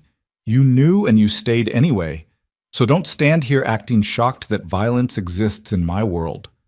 Selena's eyes burned. This isn't about violence. This is about you treating me like I'm your property. Like you own me. I don't own you. Something cracked in his voice. I'm trying to protect you. By telling me to hide? By having me followed? By keeping a key to my apartment? By keeping you alive. Damien's hands clenched at his sides. Because the people who killed my men this morning, they know who you are. They've seen us together. And the moment they decide you're a liability or a weakness or leverage, they will come for you. And there won't be anything I can do to stop it. The apartment went silent. Selena stared at him. At this broken, dangerous man who'd somehow become the center of her entire world in 3 weeks. Then let me go, she whispered. Let me testify. Let the FBI protect me. Let me have a normal life. There is no normal life for you anymore. Damien's voice was brutal in its honesty. The second you walked into that warehouse, you became part of this. The second you worked on those encrypted systems, you became complicit. The FBI doesn't want to protect you, Selena. They want to use you. And the moment you stop being useful, they'll throw you away just like I would. But at least I'd be free. You'd be dead within a year. He stepped even closer, close enough that she had to tilt her head back to meet his eyes. Federal witnesses die all the time. Tragic accidents, random violence. The syndicate has people everywhere. In law enforcement, in witness protection, nowhere would be safe. Then what am I supposed to do? Her voice broke. Just stay here? Keep working for you? Pretend everything is fine while people die around me? Damien's hand came up. For one breathless moment, she thought he was going to touch her face. Instead, he pulled his phone from his pocket, tapped the screen, turned it toward her. A photograph. Her mother. Outside their old apartment in Los Angeles, carrying groceries, completely unaware of the camera. Selena's blood went cold. What is this? Insurance. Damien's expression was carved from stone. If you talk to the FBI, if you testify, if you do anything except exactly what I tell you, she dies.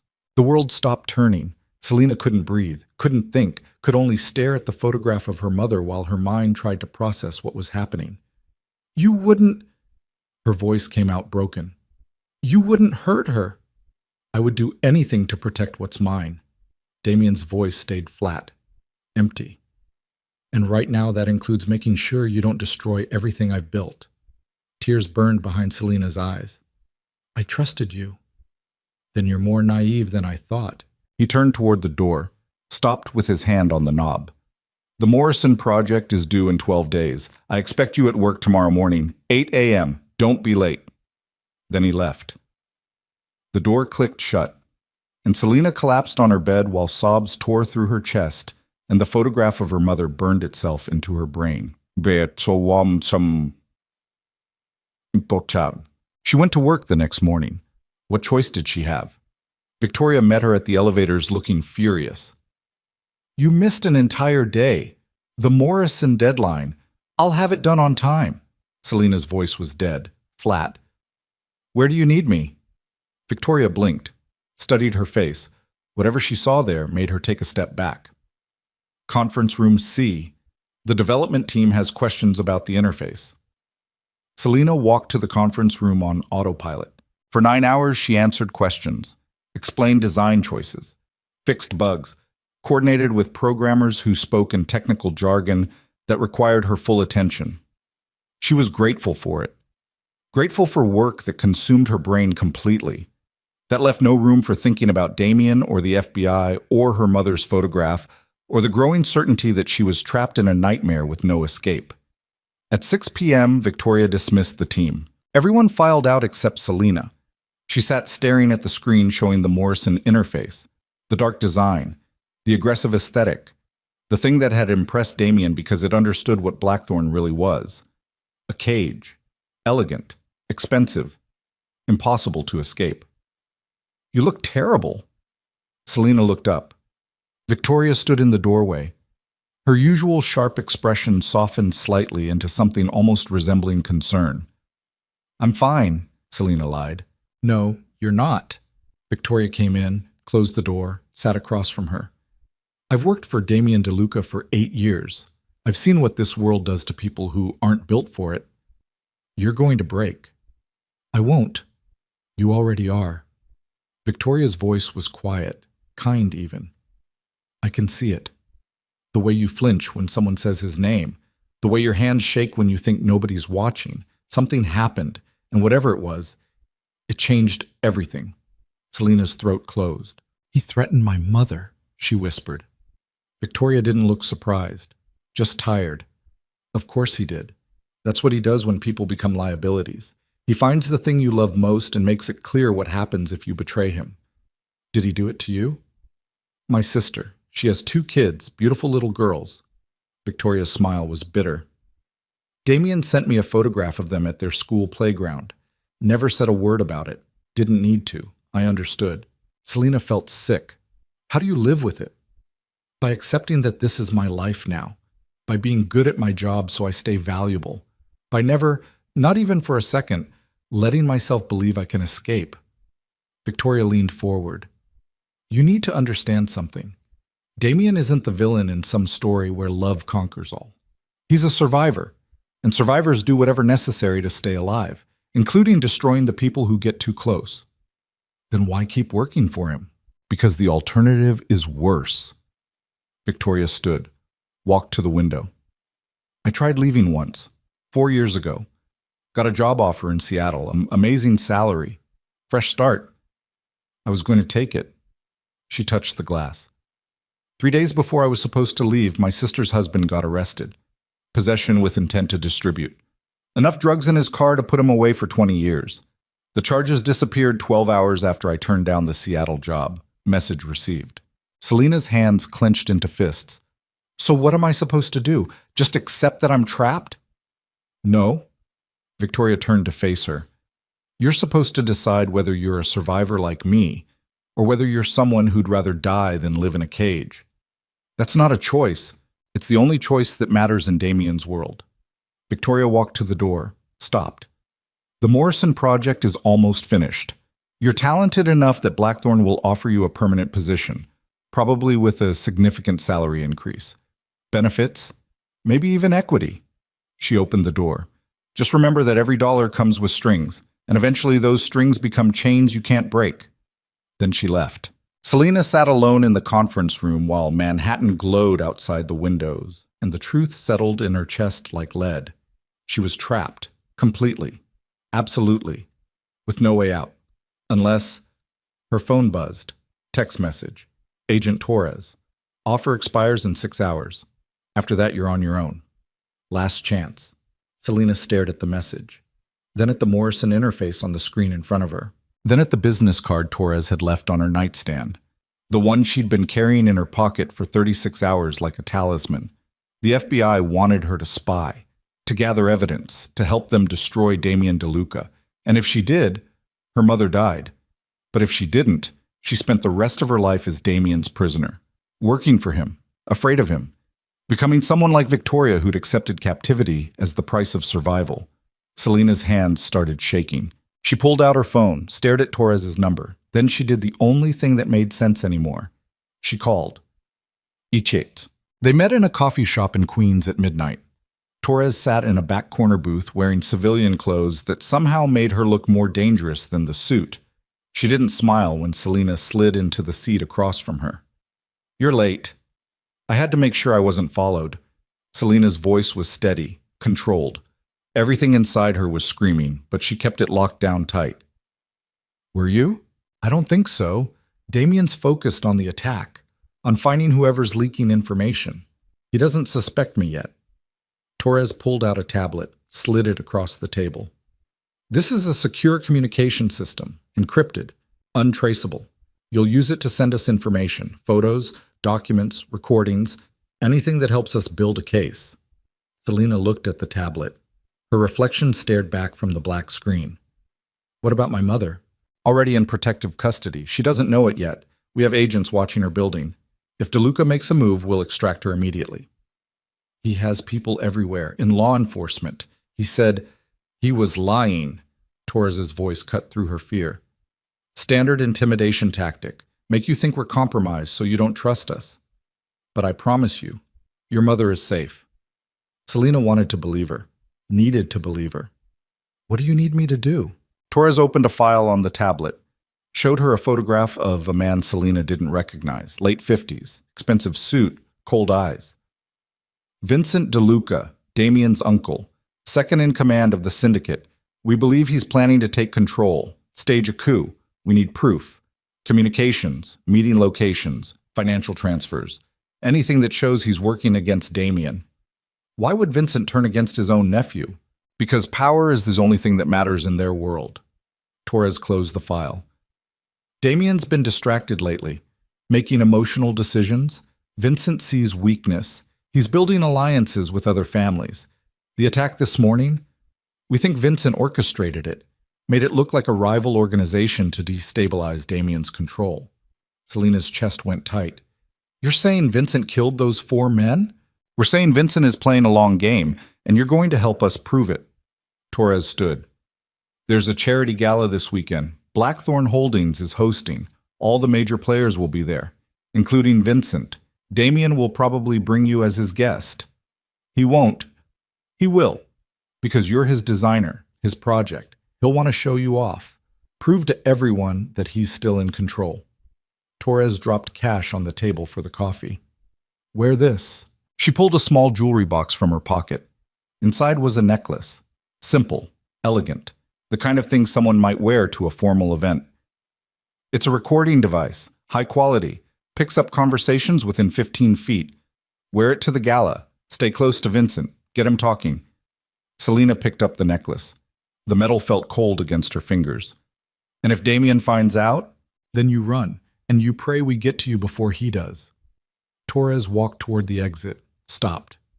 You made the right choice, Selena. When this is over, you'll have your life back. Your mother will be safe, and Damien DeLuca will be in a cell where he belongs. Then she disappeared into the night, leaving Selena alone in the coffee shop with a tablet she didn't know how to use and a necklace that felt like a death sentence burning a hole in her pocket. The Morrison Project went live on Thursday afternoon. Selena stood in Conference Room A, surrounded by executives from both Blackthorn Holdings and the Morrison family's corporate representatives while the new system loaded on the main screen. Her palms were sweating. The necklace Torres had given her hung cold against her collarbone, hidden beneath the collar of her blouse. She hadn't seen Damien in 4 days, not since he'd shown her the photograph of her mother and turned her entire world into a prison cell. Victoria said he was handling the aftermath of the Brooklyn attack, meeting with other families, consolidating power, making sure everyone understood that the DeLuca syndicate wasn't weak despite the losses. But Selena felt his presence everywhere. In the armed security that had appeared outside her building, in the black SUV that followed her to work every morning, in the way Victoria watched her with knowing, tired eyes that said, "Welcome to the cage." The Morrison interface loaded perfectly, clean, efficient, the aggressive dark aesthetic that made users pay attention. Executives nodded, made approving sounds. The Morrison representatives looked genuinely impressed. Then Damien walked into the room. Everyone stood immediately, like soldiers snapping to attention. He was wearing a navy suit that probably cost more than Selena's annual salary. Hair perfectly styled, no visible exhaustion, no trace of the man who'd threatened her mother, just cold, controlled power. His eyes swept the room, found Selena, held for exactly 3 seconds, then moved on like she was furniture. "Sit down," his voice cut through the nervous energy. Everyone sat. "Show me what we have." Victoria took point, walked Damien through the interface, explained the improvements, the increased efficiency, the projected cost savings. Damien watched without expression. Then he turned to the Morrison representatives. "Thoughts?" The lead representative, a man in his 60s with silver hair and a British accent, smiled. "It's exceptional work, Mr. DeLuca. Exactly what we needed. I believe this partnership will be extraordinarily profitable." "Good." Damien stood. "Then we're done here. Legal will handle the contracts." He walked toward the door, stopped beside Selena's chair. "My office. Now." Then he left. The room stayed silent until his footsteps faded down the hallway. Selena's heart hammered against her ribs. She stood on shaking legs, followed him. The private elevator rose smoothly to the 72nd floor. Selena stared at her reflection in the polished doors. The necklace was invisible beneath her collar, the recording device active. She'd turned it on this morning following Torres's instructions. Stay close to Vincent, get him talking. But Vincent wasn't here, only Damien. The doors opened. Damien's office looked exactly the same, floor-to-ceiling windows, minimalist furniture. The city spread beneath him like a kingdom waiting to be claimed. He stood at the windows with his back to her, hands in his pockets, absolutely still. "Close the door." Selena closed it. Silence filled the office like water filling lungs. Then Damien spoke without turning around. "The Morrison Project was perfect. Better than I expected. You delivered exactly what I asked for despite everything else happening. Thank you." Her voice came out steady, controlled. "Don't thank me. You did the work. You earned the result." He turned to face her. "Blackthorn Holdings wants to offer you a permanent position. Head of design. Significant salary increase, benefits, equity in the company." Everything Victoria had predicted. "What's the catch?" Selena asked. Damien's mouth curved slightly. Not quite a smile. "The catch is that you'll belong to me completely. Your work, your time, your loyalty, everything.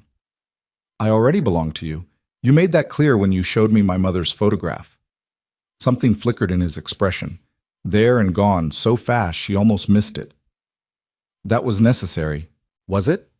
Selena took a step closer. The recording device was active, capturing every word. Or was it just you doing what you always do, controlling people through fear because you can't trust them any other way? Damien's jaw tightened. Be very careful, Selena. Why? What are you going to do? Threaten someone else I love? Destroy my life more than you already have? She moved closer, close enough to see the tension radiating from him. You told me you wanted people who could look at the monster and decide whether they could live with it. Well, I looked, and you know what I saw? What? Someone who's so terrified of being powerless again that he can't tell the difference between protection and imprisonment.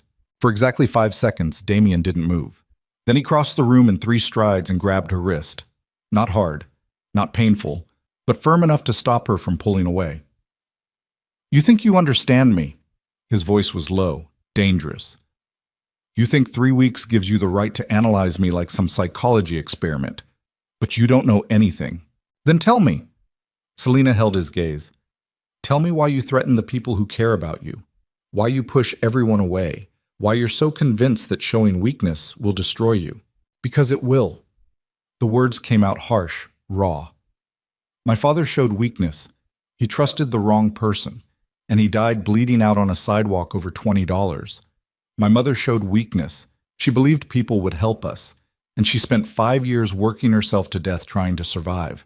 I watched both of them break because they weren't strong enough. His grip on her wrist tightened fractionally. So yes, I control people through fear. I threaten the things they love. I make sure nobody ever forgets what happens when they cross me. Because that's how you survive in my world. That's how you build something that lasts. And you end up alone. Selena's voice softened. Surrounded by people who are too terrified to be real with you. Who say whatever you want to hear. Who'd run the second they thought they could escape. Is that really surviving? Damien released her wrist, stepped back, turned away. The gala is tomorrow night, 8 p.m., Blackthorn Tower Ballroom. You'll attend as my guest. The sudden shift gave her whiplash. What? Every major player in New York will be there. Politicians, business leaders, heads of other families. They need to see that Blackthorn is stronger than ever, that the attack in Brooklyn didn't weaken us. He walked to his desk, pulled out a black envelope, held it out. Dress code is formal. There's a card inside for whatever you need. Gown, shoes, whatever. Selena took the envelope with numb fingers. You want me to pretend everything is fine, stand beside you while you show off for criminals. I want you to do your job. His voice went flat. You're head of design now. That means representing Blackthorn at public events, looking professional, acting like you belong in my world. I don't belong in your world. Then you should have run when you had the chance. Damien met her eyes. The elevator is waiting. Go home. Rest. Tomorrow night, I need you perfect. It wasn't a request. Selena turned toward the door, stopped with her hand on the knob. You're going to lose everything, she said quietly. Not because of the FBI, not because of rival families, but because you can't stop destroying the things you care about. She didn't wait for a response, just walked out and left him standing alone in his office, overlooking a city that feared him and nobody who actually knew him. The gala dress was midnight blue, silk that moved like water, cut to suggest without revealing, the kind of gown that cost more than Selena's monthly rent. She stood in front of her apartment's cracked mirror Friday evening and barely recognized herself. Hair professionally styled, makeup applied by someone who'd shown up at her building that afternoon with a toolkit and Victoria's instructions. Heels that added 3 inches and made her legs look endless. And the necklace. Torres's recording device hung against her collarbone. Elegant, subtle, impossible to distinguish from normal jewelry unless you knew what to look for. Selena touched it with shaking fingers. Tonight she'd get close to Vincent DeLuca, record his conversations, gather evidence of the coup, help the FBI destroy Damien's empire from the inside, betray the man who'd threatened her mother but also showed her his childhood photograph and admitted he was tired of pretending. Her phone buzzed. Text message. Unknown number, but she knew who it was. Car is downstairs. Don't keep me waiting. Selena grabbed the small clutch Victoria had sent over, took one last look at herself in the mirror, then walked downstairs into whatever nightmare was waiting. The black SUV was identical to the one that had taken her to the warehouse, but this time Damien sat in the back seat waiting. He was wearing a tuxedo that should have been illegal. Perfect fit. Black bow tie. His hair styled back from his face in a way that made the sharp angles even more devastating. He looked like violence wrapped in elegance. Selena slid into the seat beside him. The driver pulled away from the curb smoothly. Damien didn't speak, just studied her with those emerald eyes that saw everything. "You look beautiful," he said finally. The compliment hit harder than it should have. "Thank you." "But you're terrified. I can see it. Your hands are shaking. Your breathing is shallow. What are you afraid of?" "Everything. You, the FBI, Vincent, this whole impossible situation." "I've never been to something like this before," Selena said instead. "I don't know how to act around these people." "Act like you belong, like you have every right to be there. Confidence is the only thing that matters." Damien's voice stayed neutral. "People will try to intimidate you, make you feel small. Don't let them. You're mine tonight. That means you're untouchable." The possessive edge in his voice made her stomach flip. "What if someone asks about my background, where I came from?" "Tell them the truth.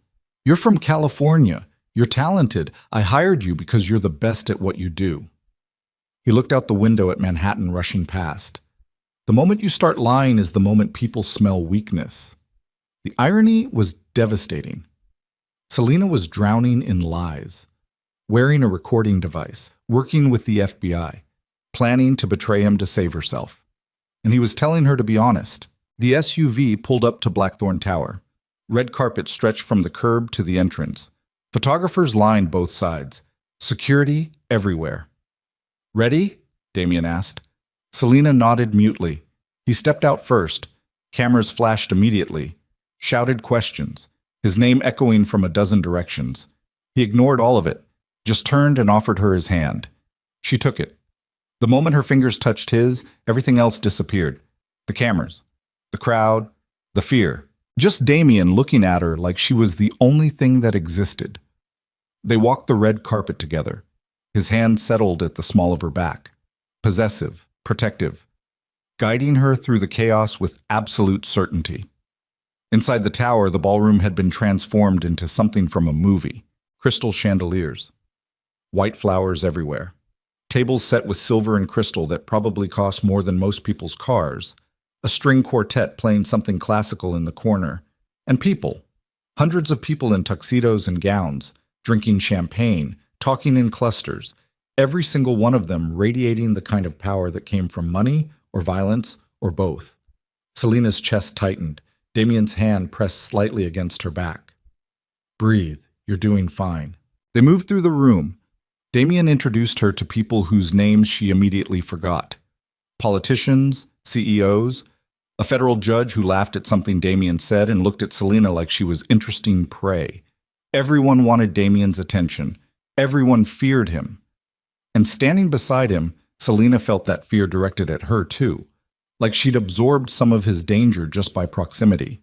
Then she saw Vincent. He stood near the bar talking to two men she didn't recognize. Same cold eyes from Torres's photograph. Same expensive suit. Same aura of controlled threat. Damien's uncle, the man supposedly planning a coup. "I see him," Damien murmured in her ear. "Stay close. Don't react to anything he says." They approached slowly. Vincent looked up. His expression shifted into something that might have been a smile if it reached his eyes. "Damien, glad you could make it to your own party." "Vincent," Damien's voice stayed neutral. "I don't believe you've met Selena Moretti, my head of design." Vincent's gaze slid to her, lingered, made her skin crawl. "The girl from the warehouse. I remember." He extended his hand. Vincent DeLuca, Damien's uncle, and occasionally his conscience when he forgets he has one. Selena shook his hand. His grip was cold, firm, the handshake of someone calculating exactly how much pressure to use. "Nice to meet you." "Is it?" Vincent released her hand, turned back to Damien. "We need to talk, privately. There are concerns about the Brooklyn situation." "Not tonight." Damien's voice went hard. Tonight is about showing strength, unity. We'll handle internal matters Monday. The matters won't wait until Monday.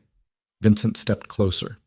People are asking questions about your judgment, about whether recent distractions have compromised your ability to lead. The air between them went electric. Selena's hand moved unconsciously to the necklace, making sure it was positioned correctly, recording every word. My judgment, Damien said softly, is the only reason this family still exists. You'd do well to remember that. I remember plenty. Vincent's smile turned sharp. I remember when you were 16 years old and I taught you how to survive, how to fight, how to build this empire from nothing. So when I tell you that people are losing faith, you should listen. People lose faith when they see weakness. Do I look weak to you? You look distracted. Vincent's eyes flicked to Selena. And distraction in our world is the same as weakness. Damien's hand tightened on Selena's back. She has nothing to do with this. Doesn't she? Vincent leaned in, lowered his voice, but the recording device caught every word. Marcus is still missing. 4 of our best men are dead. The feds are circling, and you're playing house with some designer you met 3 weeks ago. That's not the nephew I raised. Then maybe you raised me wrong. The words hung in the air like a challenge. Vincent's expression went cold. Dangerous. Be very careful, Damien. Family or not, there are limits to what I'll tolerate. Then I suggest you expand your tolerance. Damien turned away, guided Selena toward the dance floor. This conversation is over. Behind them, Vincent stayed at the bar, watching, and the expression on his face made Selena's blood run cold. Because it wasn't anger, it was satisfaction, like Damien had just played directly into his hands. Shit. The music shifted into something slow. Damien pulled Selena onto the dance floor. His hand settled at her waist. The other took her hand. They moved together smoothly despite her shaking legs. That was deliberate, Selena whispered. You wanted him to threaten you. I wanted to see how far he'd go, whether he'd challenge me publicly. Damien's voice was low, controlled. He's testing boundaries, seeing if I'll back down. And will you? Never. His eyes met hers. Vincent thinks I'm weak because I care about you. He thinks caring is the same as vulnerability. He's wrong. Is he? Selena's chest felt tight. Because from where I'm standing, caring about me has done nothing but create problems for you. You're not a problem. Damien's grip tightened slightly. He stopped, jaw tight, like the words physically hurt to say. What? Selena pressed. What am I? Something I didn't plan for. His voice dropped. Something that scares me more than bullets or feds or rival families, because all of those I know how to fight. But you. The music swelled around them. Other couples moved past, oblivious, lost in their own worlds. You make me want things I swore I'd never want, Damien continued quietly. Safety, peace, someone who knows what I am and stays anyway, and that terrifies me. Because the moment I let myself want those things is the moment I become vulnerable again, the moment someone can hurt me. Selena's throat closed. So what happens now? She whispered. Now we finish this dance. We smile for the cameras. We show everyone that Damien DeLuca is still in control. His eyes stayed locked on hers.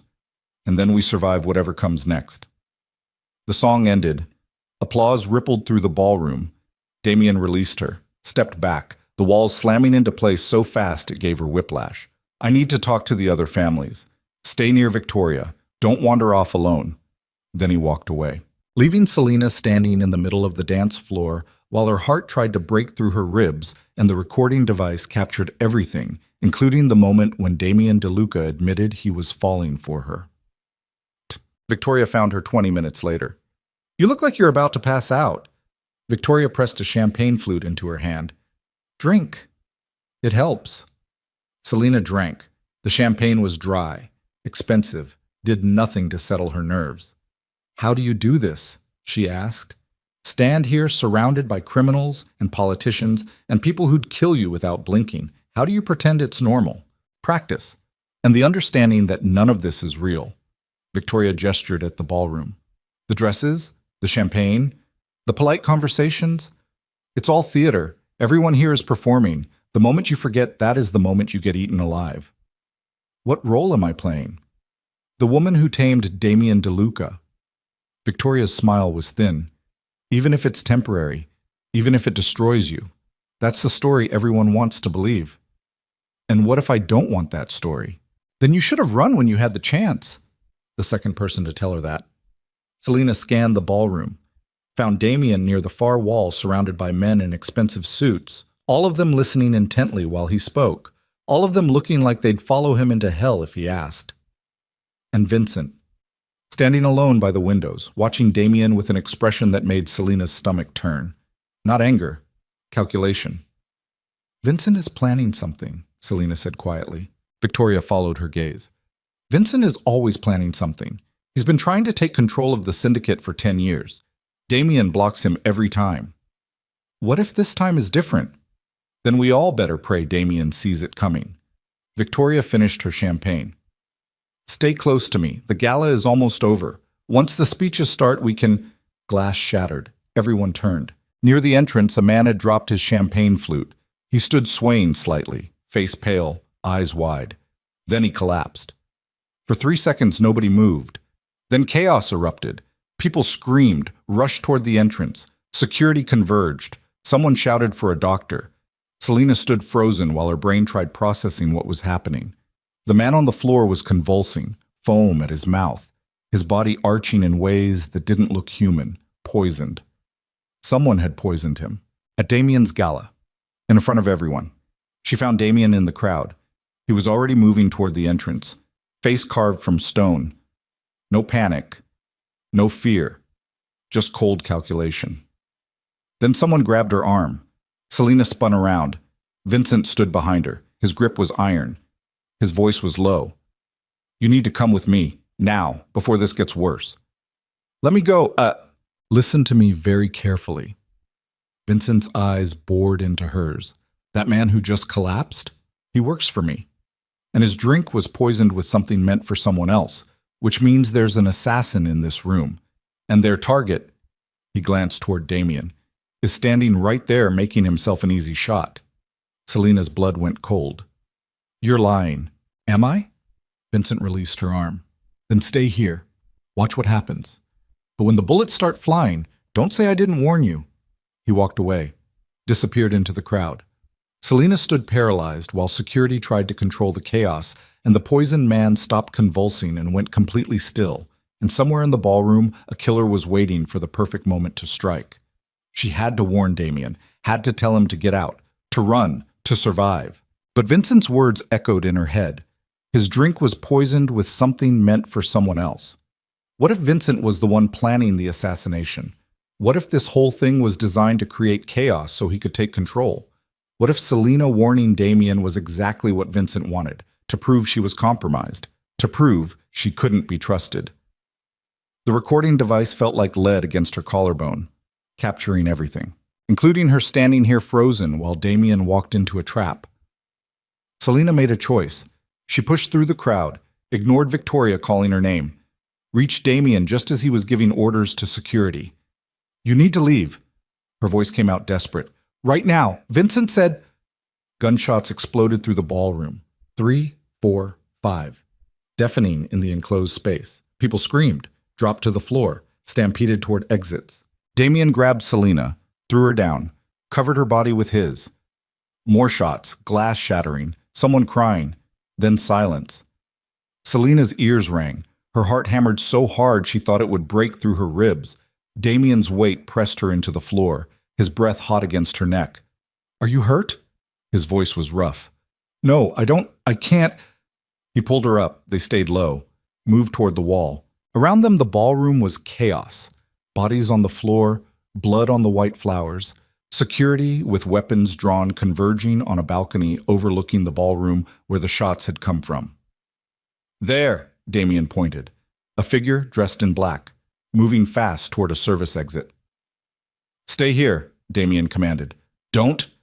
But he was already running, chasing the shooter through the chaos with the kind of focused violence that made her understand exactly what he was capable of. Selena stood pressed against the wall, shaking, the recording device still active, capturing everything. Then Victoria appeared beside her, face pale, dress torn. "We need to go, now, before—" An explosion rocked the building. The floor shook. Lights flickered. Somewhere below them, something massive had just detonated. "The parking garage," Victoria gasped. "They bombed the parking garage." And Selina realized with horrible clarity what was happening. This wasn't just an assassination attempt. It was a coup. Vincent was making his move, and Damien was walking directly into it. The explosion's echo still rang through Blackthorn Tower when Selina made her decision. She grabbed Victoria's arm. Where would Vincent go? If he's staging a coup, where would he coordinate from? Victoria's eyes went wide. You think Vincent? The poisoning, the shooting, the bomb. It's all designed to create chaos, to make Damien look weak, to give Vincent an excuse to take control. Selina's voice was steady despite the adrenaline screaming through her veins. Where would he go? Victoria's face went pale. The operations center, sub-level 3. It's where Damien coordinates everything. Communications, security feeds, access to every part of the syndicate. Her hands shook. If Vincent takes that room, he controls everything. Selina was already moving. She kicked off her heels, hiked up her gown, ran toward the service stairs with Victoria calling after her. Selina, wait. You can't. Security will shoot you. But Selina was already gone. Down the emergency stairwell, taking steps 3 at a time. The silk gown tearing as she moved, her bare feet slapping against concrete, the recording device bouncing against her chest with every stride. She had to reach Vincent before Damien did. Had to get evidence, proof, something the FBI could use. Had to end this before more people died. Sub-level 3 was industrial. Concrete floors, exposed pipes, fluorescent lights flickering overhead. The operations center door stood at the end of a long hallway. Steel, keypad lock. 2 armed guards posted outside. Selina slowed to a walk, tried to control her breathing. Look calm. Professional. The guards' hands moved to their weapons. This area is restricted. Vincent DeLuca sent for me. Selina's voice didn't shake. He said it was urgent. The guards exchanged glances. One spoke into his radio, listened to the response, then stepped aside. He's expecting you. The door unlocked with a heavy click. Selina pushed it open, stepped inside. The operations center looked like something from a spy movie.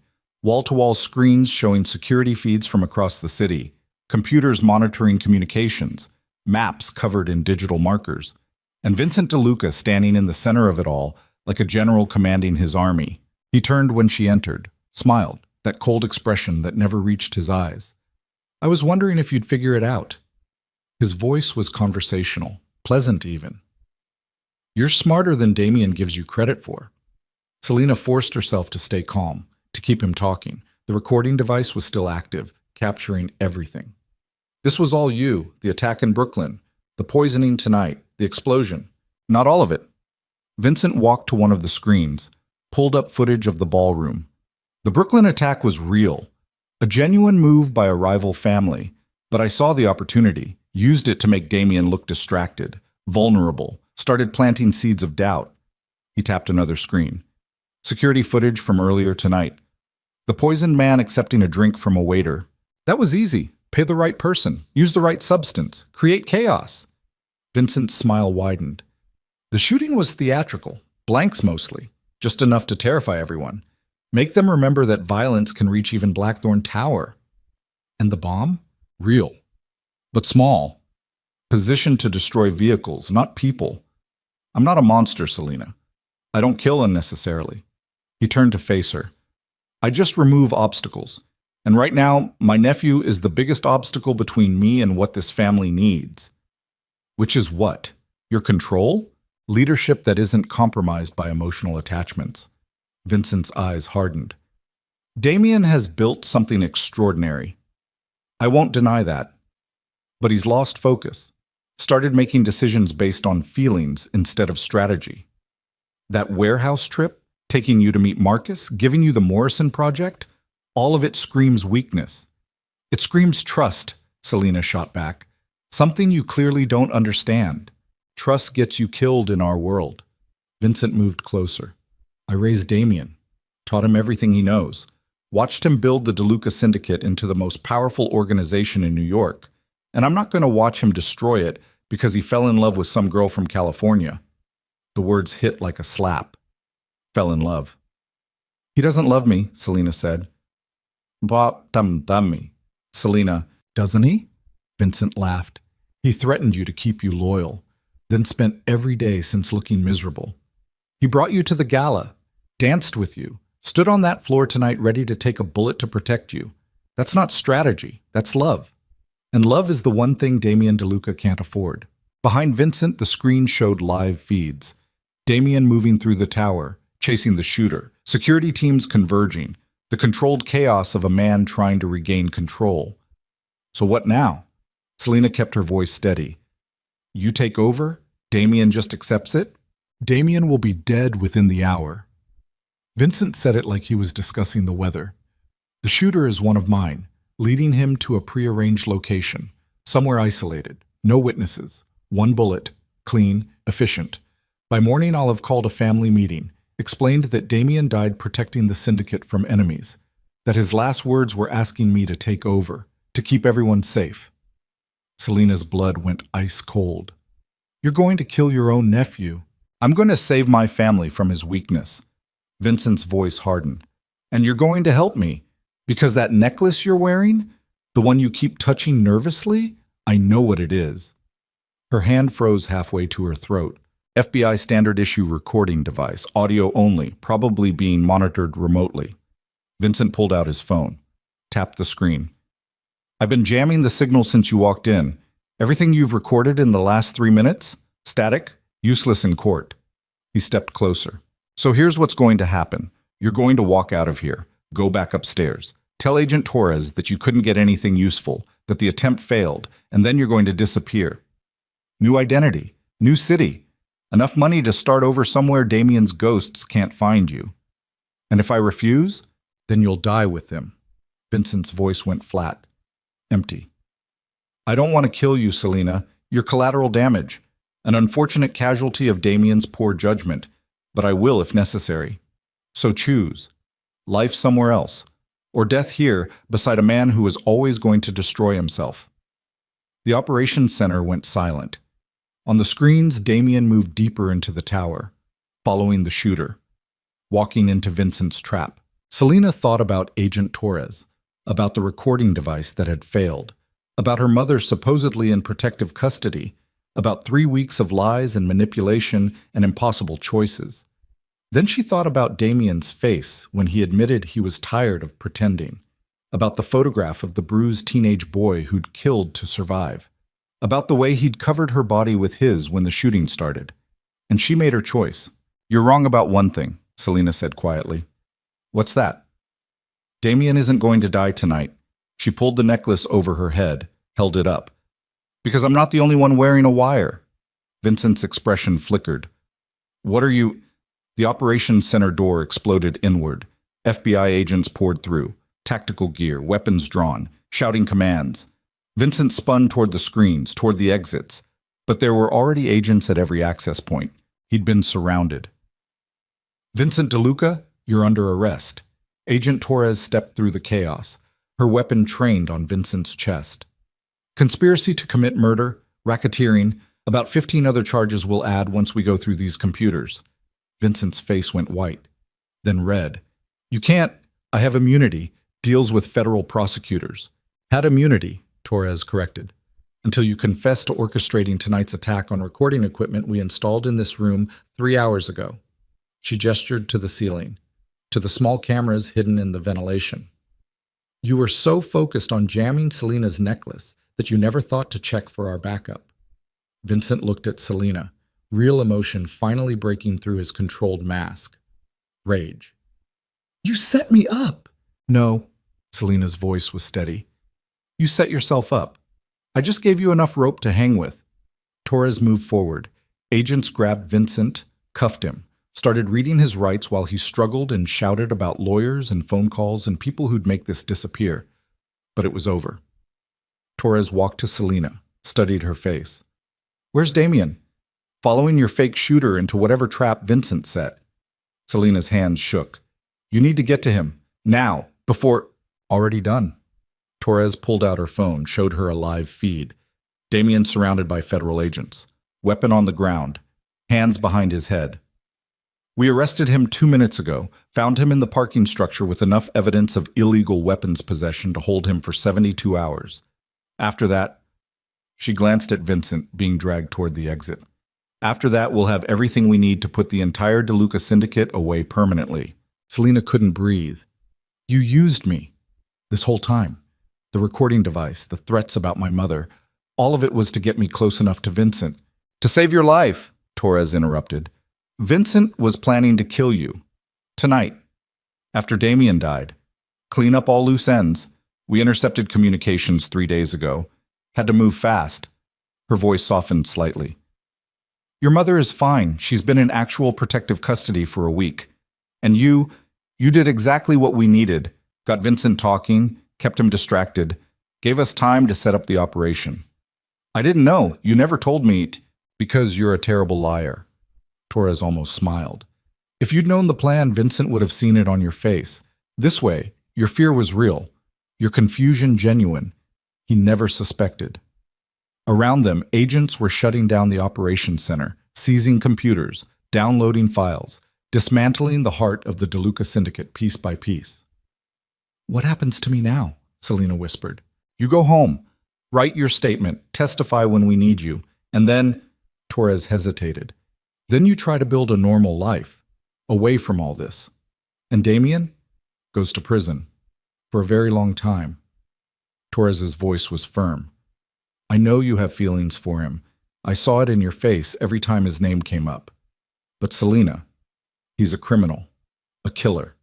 Everything you learned about him is true. The violence, the threats, the control. You can't save him. You can only save yourself. Torres left her standing in the operations center while agents continued their work. And Selena stood there with the recording device in her hand and the growing certainty that she'd just destroyed the only person who'd ever really seen her. Okay. They let her see him 3 days later. Federal holding facility in Lower Manhattan. Concrete walls. Fluorescent lights. The smell of industrial cleaner and desperation. Damien sat on the other side of bulletproof glass wearing an orange jumpsuit that should have looked ridiculous but somehow made him more dangerous. His hair was uncombed. Dark circles under his eyes. A bruise on his jaw from resisting arrest. But those emerald eyes were exactly the same. He picked up the phone. Waited for her to do the same. You look terrible, he said. His voice was rough through the speaker. Selena almost laughed, almost cried. Managed neither. So do you. Prison orange isn't my color. He leaned back, studied her through the glass. Torres told me what you did, how you helped them, wore the wire, got Vincent talking. Very impressive. I didn't know they were recording the operations center. I thought... Her voice cracked. I thought I was failing, that the necklace wasn't working, that you were going to die. And you came anyway, confronted Vincent alone, tried to stop him. Damien's jaw tightened. Stupid, reckless. You could have been killed. I couldn't let him hurt you. The words hung between them. Damien closed his eyes, drew a breath that looked painful. You should hate me, he said quietly. I threatened your mother, controlled you, turned your life into a nightmare. Everything Vincent said was true. I was weak, distracted, made emotional decisions. You protected me. Selena pressed her palm against the glass. When the shooting started, you covered me. Put yourself between me and the bullets. Instinct. Love. The words stopped him cold. Damien stared at her through the glass, something breaking in his expression. Don't, he said roughly. Don't give me that. I don't deserve... Vincent said you fell in love with me, that it made you vulnerable, made you weak. Selena's throat was tight. Was he right? For exactly 10 seconds, Damien didn't speak. Then he leaned forward, pressed his palm against the glass opposite hers, close as they could get with bulletproof barriers between them. Yes. His voice was barely audible. He was right, and it terrified me because I spent 15 years building walls so high nobody could reach me. And you walked into my office wearing duct-taped shoes and called me emotionally dead. And somehow you got through. Tears burned behind Selena's eyes. I'm sorry. For what? for helping them arrest you, for wearing the wire, for surviving. Damien's hand stayed pressed against the glass. That's what you did. You survived me, and I'm glad. Because this, he gestured at the cell behind him. This is where I belong. This is what people like me deserve. Prison, consequences, payment for 15 years of violence. Don't say that. It's true. His voice was firm. Final. I hurt people, killed people, built an empire on blood and fear. The fact that I felt something real for you doesn't erase that, doesn't make me redeemable. Selena wiped her eyes. Torres said I should testify, help them build the case, make sure you and Vincent both go away for life. You should. She said I should move on, build a normal life, forget this ever happened. Smart advice. She said I can't save you. Selena's voice dropped. That I can only save myself. Damien's jaw tightened. She's right. Is she? Selena leaned closer to the glass. Because I don't want to be saved from you. I want to understand why a man who could have killed me a dozen times over chose to protect me instead. Why you showed me that photograph. Why you worked beside me through the night. Why you danced with me at the gala like I was the only person in the room. Because you were. The confession tore out of him. For 3 weeks, you were the only real thing in my life. Everything else was performance, strategy, the role I play to stay in control. But you, his hand pressed harder against the glass. You saw past all of it, saw the person underneath. And I didn't know how to handle that except push you away. The visiting room guard called out a 5-minute warning. Damien's eyes closed briefly. You need to leave New York. Take the money Blackthorne owes you. Start over somewhere new. Find someone normal. Someone who doesn't carry bodies in his past. I don't want normal. Selena, I want you. The words came out broken, but honest. I want the man who admitted he was tired of pretending, who looked at me like I mattered, who covered me with his body when bullets were flying. That's the person I fell in love with, not the mafia boss, not the monster. You. Damien's face crumpled. For exactly 3 seconds, she saw past every wall, every defense, straight to the broken, exhausted, terrified human being underneath. Then he pulled himself together, walls slamming back into place. My trial starts in 6 months. Torres has enough evidence to put me away for 25 to life. Vincent is cooperating, giving them everything in exchange for a lighter sentence. The syndicate is collapsing. Everyone who worked for me is either arrested or running. This is over. Then I'll wait. For what? For you. Selena's voice was steady, certain. However long it takes, I'll wait. That's insane. Probably. She almost smiled. But I've done a lot of insane things in the last 3 weeks. What's one more? The guard announced time was up. Damien stood slowly. His hand lingered on the glass. Don't wait for me, he said quietly. Promise me. Live your life. Be happy. Find someone who deserves you. No. Selena, I'll see you at the trial. She stood, picked up her bag. And every visiting day after that, for however long this takes. Then she walked away, left him standing behind the glass, and didn't look back, because if she did, she'd break completely. 6 months later, Selena sat in a federal courtroom wearing a navy dress and minimal makeup, while prosecutors called her to the stand. The gallery was packed. Media, victims' families, people who'd worked for Damien, people who'd been hurt by him. All of them watching her walk to the witness box with expressions ranging from curiosity to hatred. Damien sat at the defense table in a suit his lawyers had provided. He looked thinner, more tired. But when their eyes met across the courtroom, something passed between them that needed no words. The prosecutor approached.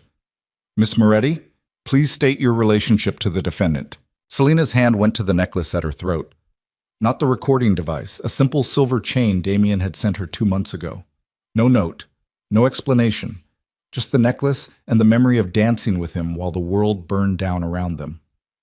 I worked for him, she said clearly, at Blackthorne Holdings, as head of design. And during your employment, did Mr. DeLuca ever discuss illegal activities? Yes.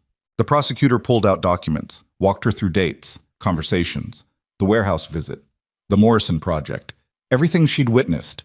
Selena answered honestly, Didn't minimize, didn't exaggerate, just told the truth about what she'd seen. When the prosecutor finished, Damien's lawyer stood for cross-examination. Miss Moretti, did my client ever physically harm you? No. Threaten you with violence? He threatened my mother to ensure my cooperation. But he never actually harmed her, correct? Correct. The lawyer paced. You testified that Mr. DeLuca showed you a photograph from his childhood, explained how he built his organization, worked beside you on projects. Would you say he treated you differently than his other employees? Selena's throat was tight. Yes. How so? He trusted me, showed me parts of himself he kept hidden from everyone else, treated me like, her voice caught, like I mattered to him. And did you matter to him? The prosecutor objected. The judge sustained it, but the damage was done. The lawyer sat down. The trial continued for 3 more weeks. Witness after witness. Evidence piled higher than mountains. Vincent testified against Damien in exchange for 15 years instead of life. Other syndicate members took deals, turned on each other. And through it all, Damien sat silent, never testifying, never defending himself, just watching the prosecution dismantle 15 years of his life piece by piece. The jury deliberated for 6 hours, came back with guilty verdicts on every count. The judge sentenced him to 30 years, eligible for parole in 20. And when the bailiffs came to take him away, Damien looked at Selena one last time, mouthed 3 words she'd never expected to hear. I love you. Then he was gone. But Mashmish. 5 years later, Selena walked into the California State Prison visiting room carrying a folder and a thermos of coffee. She'd moved back to Los Angeles after the trial, reconnected with her mother, started her own design consultancy that had grown into something surprisingly successful, built a life that looked normal from the outside. But every month she made the same trip, same prison, same visiting room, same man waiting on the other side of the glass. Damien looked different than he had at the trial. Older, more gray in his hair, lines around his eyes. Prison had weathered him the way wind weathers stone, but when he smiled at her through the glass, she still saw the person underneath. He picked up the phone. You didn't have to come. It's a long flight. I wanted to. Selena set down the folder. Besides, I have news. Good news or bad news? Good, I think. She pulled out documents, held them up to the glass. The Morrison family reached out. They want to work with me again. Major project, international scope, significant budget. Damien studied the papers, something shifting in his expression. That's the company I nearly died protecting, the project that almost destroyed both of us. I know. Selena's voice was quiet. And I told them I'd only take it on one condition. Which was? That part of the budget goes toward criminal justice reform, prison education programs, resources for people trying to rebuild after incarceration. She met his eyes. Including you, when you get out. I'm not getting out for another 15 years minimum. I'll wait. Selena, I've been waiting 5 years already. What's 15 more? She pressed her palm against the glass. You told me not to. Told me to live my life. And I did. I built something I'm proud of. Made peace with my mother, even dated a few people. Nice, normal, safe. And none of them were you. Her voice was steady. None of them understood what it meant to survive something that should have destroyed you. None of them looked at me like I was the only thing that mattered. None of them made me feel alive the way you did. Damien's hand came up to match hers, palm to palm, with only glass between them. I'm still a criminal, he said quietly. Still someone who hurt people. Built an empire on violence. The fact that I'm in prison doesn't change what I am. No. Selena's eyes held his. But it means you're paying for it, facing consequences. And when you get out, if you get out, you'll have a choice. You can go back to that life, or you can try something different. Like what? Like building something that helps instead of hurts. Like using everything you learned about systems and strategy and survival to create something good. Like, she stopped, drew a breath. Like proving that people can change, even people who've done terrible things. You have a lot of faith in me. I have faith in the man who showed me his childhood photograph, who admitted he was tired of pretending, who covered me with his body when bullets were flying. Selena's voice was firm. That man is worth waiting for. The guard announced 5 minutes. Damien's jaw tightened. I don't know if I can be what you want me to be. I don't want you to be anything except honest, real. The person you were when you told me you fell in love with me. She smiled through tears. That's all I've ever wanted. Then you're going to get sick of visiting me, sick of waiting, sick of betting your life on someone who doesn't deserve it. Probably. Selena wiped her eyes. But I'm stubborn. Comes from calling mafia bosses emotionally dead in airport terminals. Tends to lead to poor decision-making. Damien laughed. Actually laughed. The sound raw and real and beautiful. You're impossible. I learned from the best. The guard called time. They stood slowly, hands still pressed against the glass. I'll see you next month, Selena said. You don't have to. I know, but I will anyway. Because that's what people do when they love someone. They show up, even when it's hard, even when it takes years, even when everyone tells them they're crazy. She picked up her bag, started to turn away. Selena. Damien's voice stopped her. Thank you for not giving up on me, for seeing something worth saving, for... His voice cracked. For loving me anyway. Always, she said simply. Then she walked out, left him standing behind the glass, and headed back to California where a life was waiting. Imperfect, complicated, built on the ruins of what they'd survived. But hers. 15 years passed like water through fingers. Selena built her consultancy into one of the most respected design firms on the West Coast, worked with corporations, nonprofits, started that criminal justice reform program she'd promised, visited Damien every month without fail. Watched him change. Prison had stripped away the armor, the careful control, the walls he'd spent decades building. What remained was rawer, more honest, a man learning to live with consequences instead of running from them.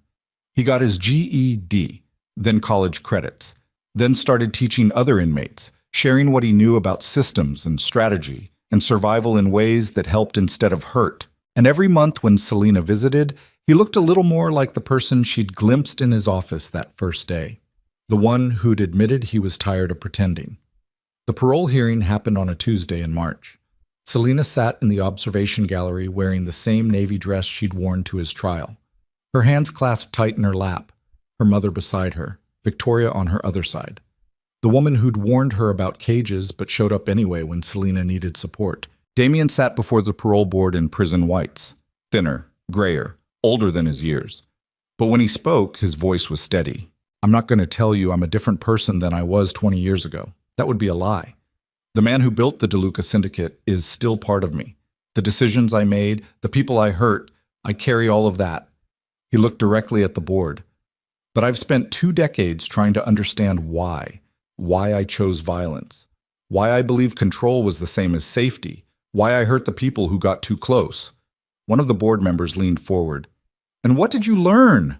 That I was terrified, of being powerless, of ending up like my father, dead over nothing. So I built walls so high nobody could hurt me. And in the process, I became the thing I feared most. Damien's hands clenched. A person who destroyed others to protect myself. Do you still feel that fear? Every day, but now I know what to do with it. Channel it into something that helps. Teaching, mentoring, showing people that there are other paths besides violence. His voice was quiet. I'll never undo the damage I caused, never bring back the people who died, but I can try to make sure fewer people end up where I did. The hearing lasted 3 hours. The board deliberated for 1. When they returned, the chairwoman's expression was unreadable. Mr. DeLuca, this board has reviewed your record, your programs, your testimony, and we've reached a decision. She paused. Parole is granted, conditional upon continued participation in rehabilitation programs and regular check-ins with your parole officer. You'll be released in 30 days. Damien's face went white. Then something broke in his expression. Relief, terror, hope, all of it bleeding through the careful control. Selena stood on shaking legs, walked out of the observation gallery, found the waiting area where they'd let her see him after processing. 30 minutes later, he appeared, still in prison whites, escorted by guards. But his eyes found hers immediately. They stood on opposite sides of the room, 20 feet of linoleum and fluorescent lights between them. 30 days, Damien said. I'll be waiting. You've been waiting 20 years. What's 30 more days? Selena smiled through tears. I'm stubborn, remember? A guard cleared his throat. Visiting time was over. Damien moved toward the door, stopped, looked back at her. I'm terrified, he admitted, of the outside, of failing, of not being what you need. Then we'll figure it out together. Selena's voice was firm. That's what people do. They face fear. They try. They fail. They try again. And if you decide prison is safer, if you can't handle the outside, I'll understand. But I'm not giving up on you now, not after 20 years. Damien's throat worked. I don't deserve you. Probably not, she smiled, but you're stuck with me anyway. Then he was gone, and Selena stood alone in the waiting room with 30 days between her and whatever came next.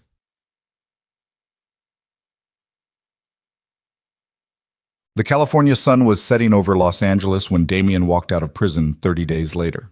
He stood on the steps wearing civilian clothes, jeans, a simple shirt, a bag with his possessions, and for the first time in 20 years, no walls between him and the world. Selena waited by her car, older now, gray threading through her dark hair, lines around her eyes from years of building businesses and visiting prisons and refusing to give up. She looked beautiful. Damien crossed the parking lot slowly, like he was learning to walk, learning what freedom felt like after 2 decades in a cage. He stopped in front of her. Hi. Hi. Her voice cracked. Ready to go? I don't know. He looked at the sky, the open road, the endless possibilities. I spent 20 years in a cell, following routines, knowing exactly what each day would bring. This, he gestured at the world around them. This is terrifying. Good. Selena took his hand. The first time they'd touched without glass between them in 2 decades. That means you're alive. That means you have choices. That means you get to decide who you want to be now. Damien's fingers closed around hers, tight, like he was afraid she'd disappear. I want to be someone who deserves you, he said quietly. Someone who builds instead of destroys. Someone who... His voice broke. Someone who's worth the 20 years you spent waiting. You already are. Selena stepped closer, close enough that he could feel the warmth radiating from her body. You're the man who faced consequences, who changed, who learned to help instead of hurt. That's who I've been waiting for. Damien's other hand came up to cup her face, trembling, gentle, like he'd forgotten how to touch someone without causing pain. I'm going to fail, he whispered, make mistakes, struggle. This isn't going to be some perfect redemption story. I know. Selena's eyes held his. But we'll figure it out together, one day at a time. And when you fail, I'll be there. When you struggle, I'll be there, for however long it takes. Why? The word tore out of him. After everything I did, everything I put you through, why are you still here? Because 23 years ago, I crashed into you in an airport terminal, and you looked at me like I was the only real thing in your world. And despite everything that happened after, the threats, the violence, the impossible choices, that moment was true. She smiled through tears. And I've spent 2 decades waiting to see what happens next. Damien pulled her close, held her like she was the only thing keeping him anchored to the earth. And after 20 years of separation and glass barriers and visiting rooms that smelled like industrial cleaner, he kissed her. Slow, gentle. The kiss of someone learning what it meant to be human again. When they finally pulled apart, the sun had fully set. Los Angeles glowed in the distance, a city full of possibilities and second chances and lives waiting to be built. Where do we go from here? Damien asked. Wherever we want. Selena opened the car door. That's the beauty of freedom. We get to choose. They drove into the city together, past the towers and traffic and chaos, past Selena's offices where a job was waiting if Damien wanted it, past the apartment she'd prepared, past all the careful plans she'd made. And as the city lights blurred outside the windows, Damien reached across and took her hand. "Thank you," he said quietly, "for waiting, for believing, for loving me when I was a monster, and when I was trying to be human and everything in between."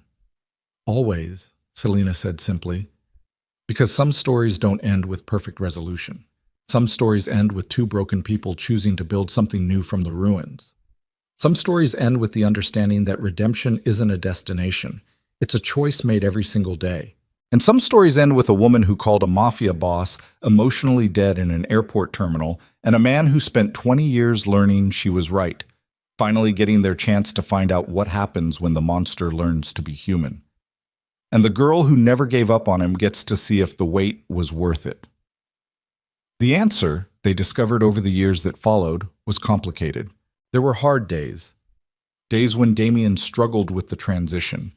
Days when the walls came back up. Days when Selena wondered if she'd been naive to believe people could truly change. But there were also good days. Days when Damien's work with formerly incarcerated people created real change. Days when Selena's design firm partnered with his programs.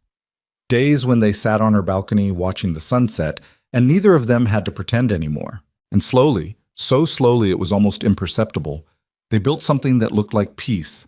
Not perfect, not without scars, but real. And 23 years after a violent thunderstorm brought them together in an airport terminal, Damien DeLuca finally understood what Selena had tried to tell him all along. The opposite of powerlessness wasn't control. It was trust. The kind of trust that meant letting someone see you completely, broken parts and all, and believing they'd stay anyway. The kind of trust Selena had shown him for 2 decades. The kind he was finally learning to return. They never married, never had the fairy tale ending, never pretended the past didn't exist, but on quiet evenings, when the city glowed beneath them and the weight of everything they'd survived pressed down, they had each other. And after a lifetime of walls and cages and impossible choices, that was enough.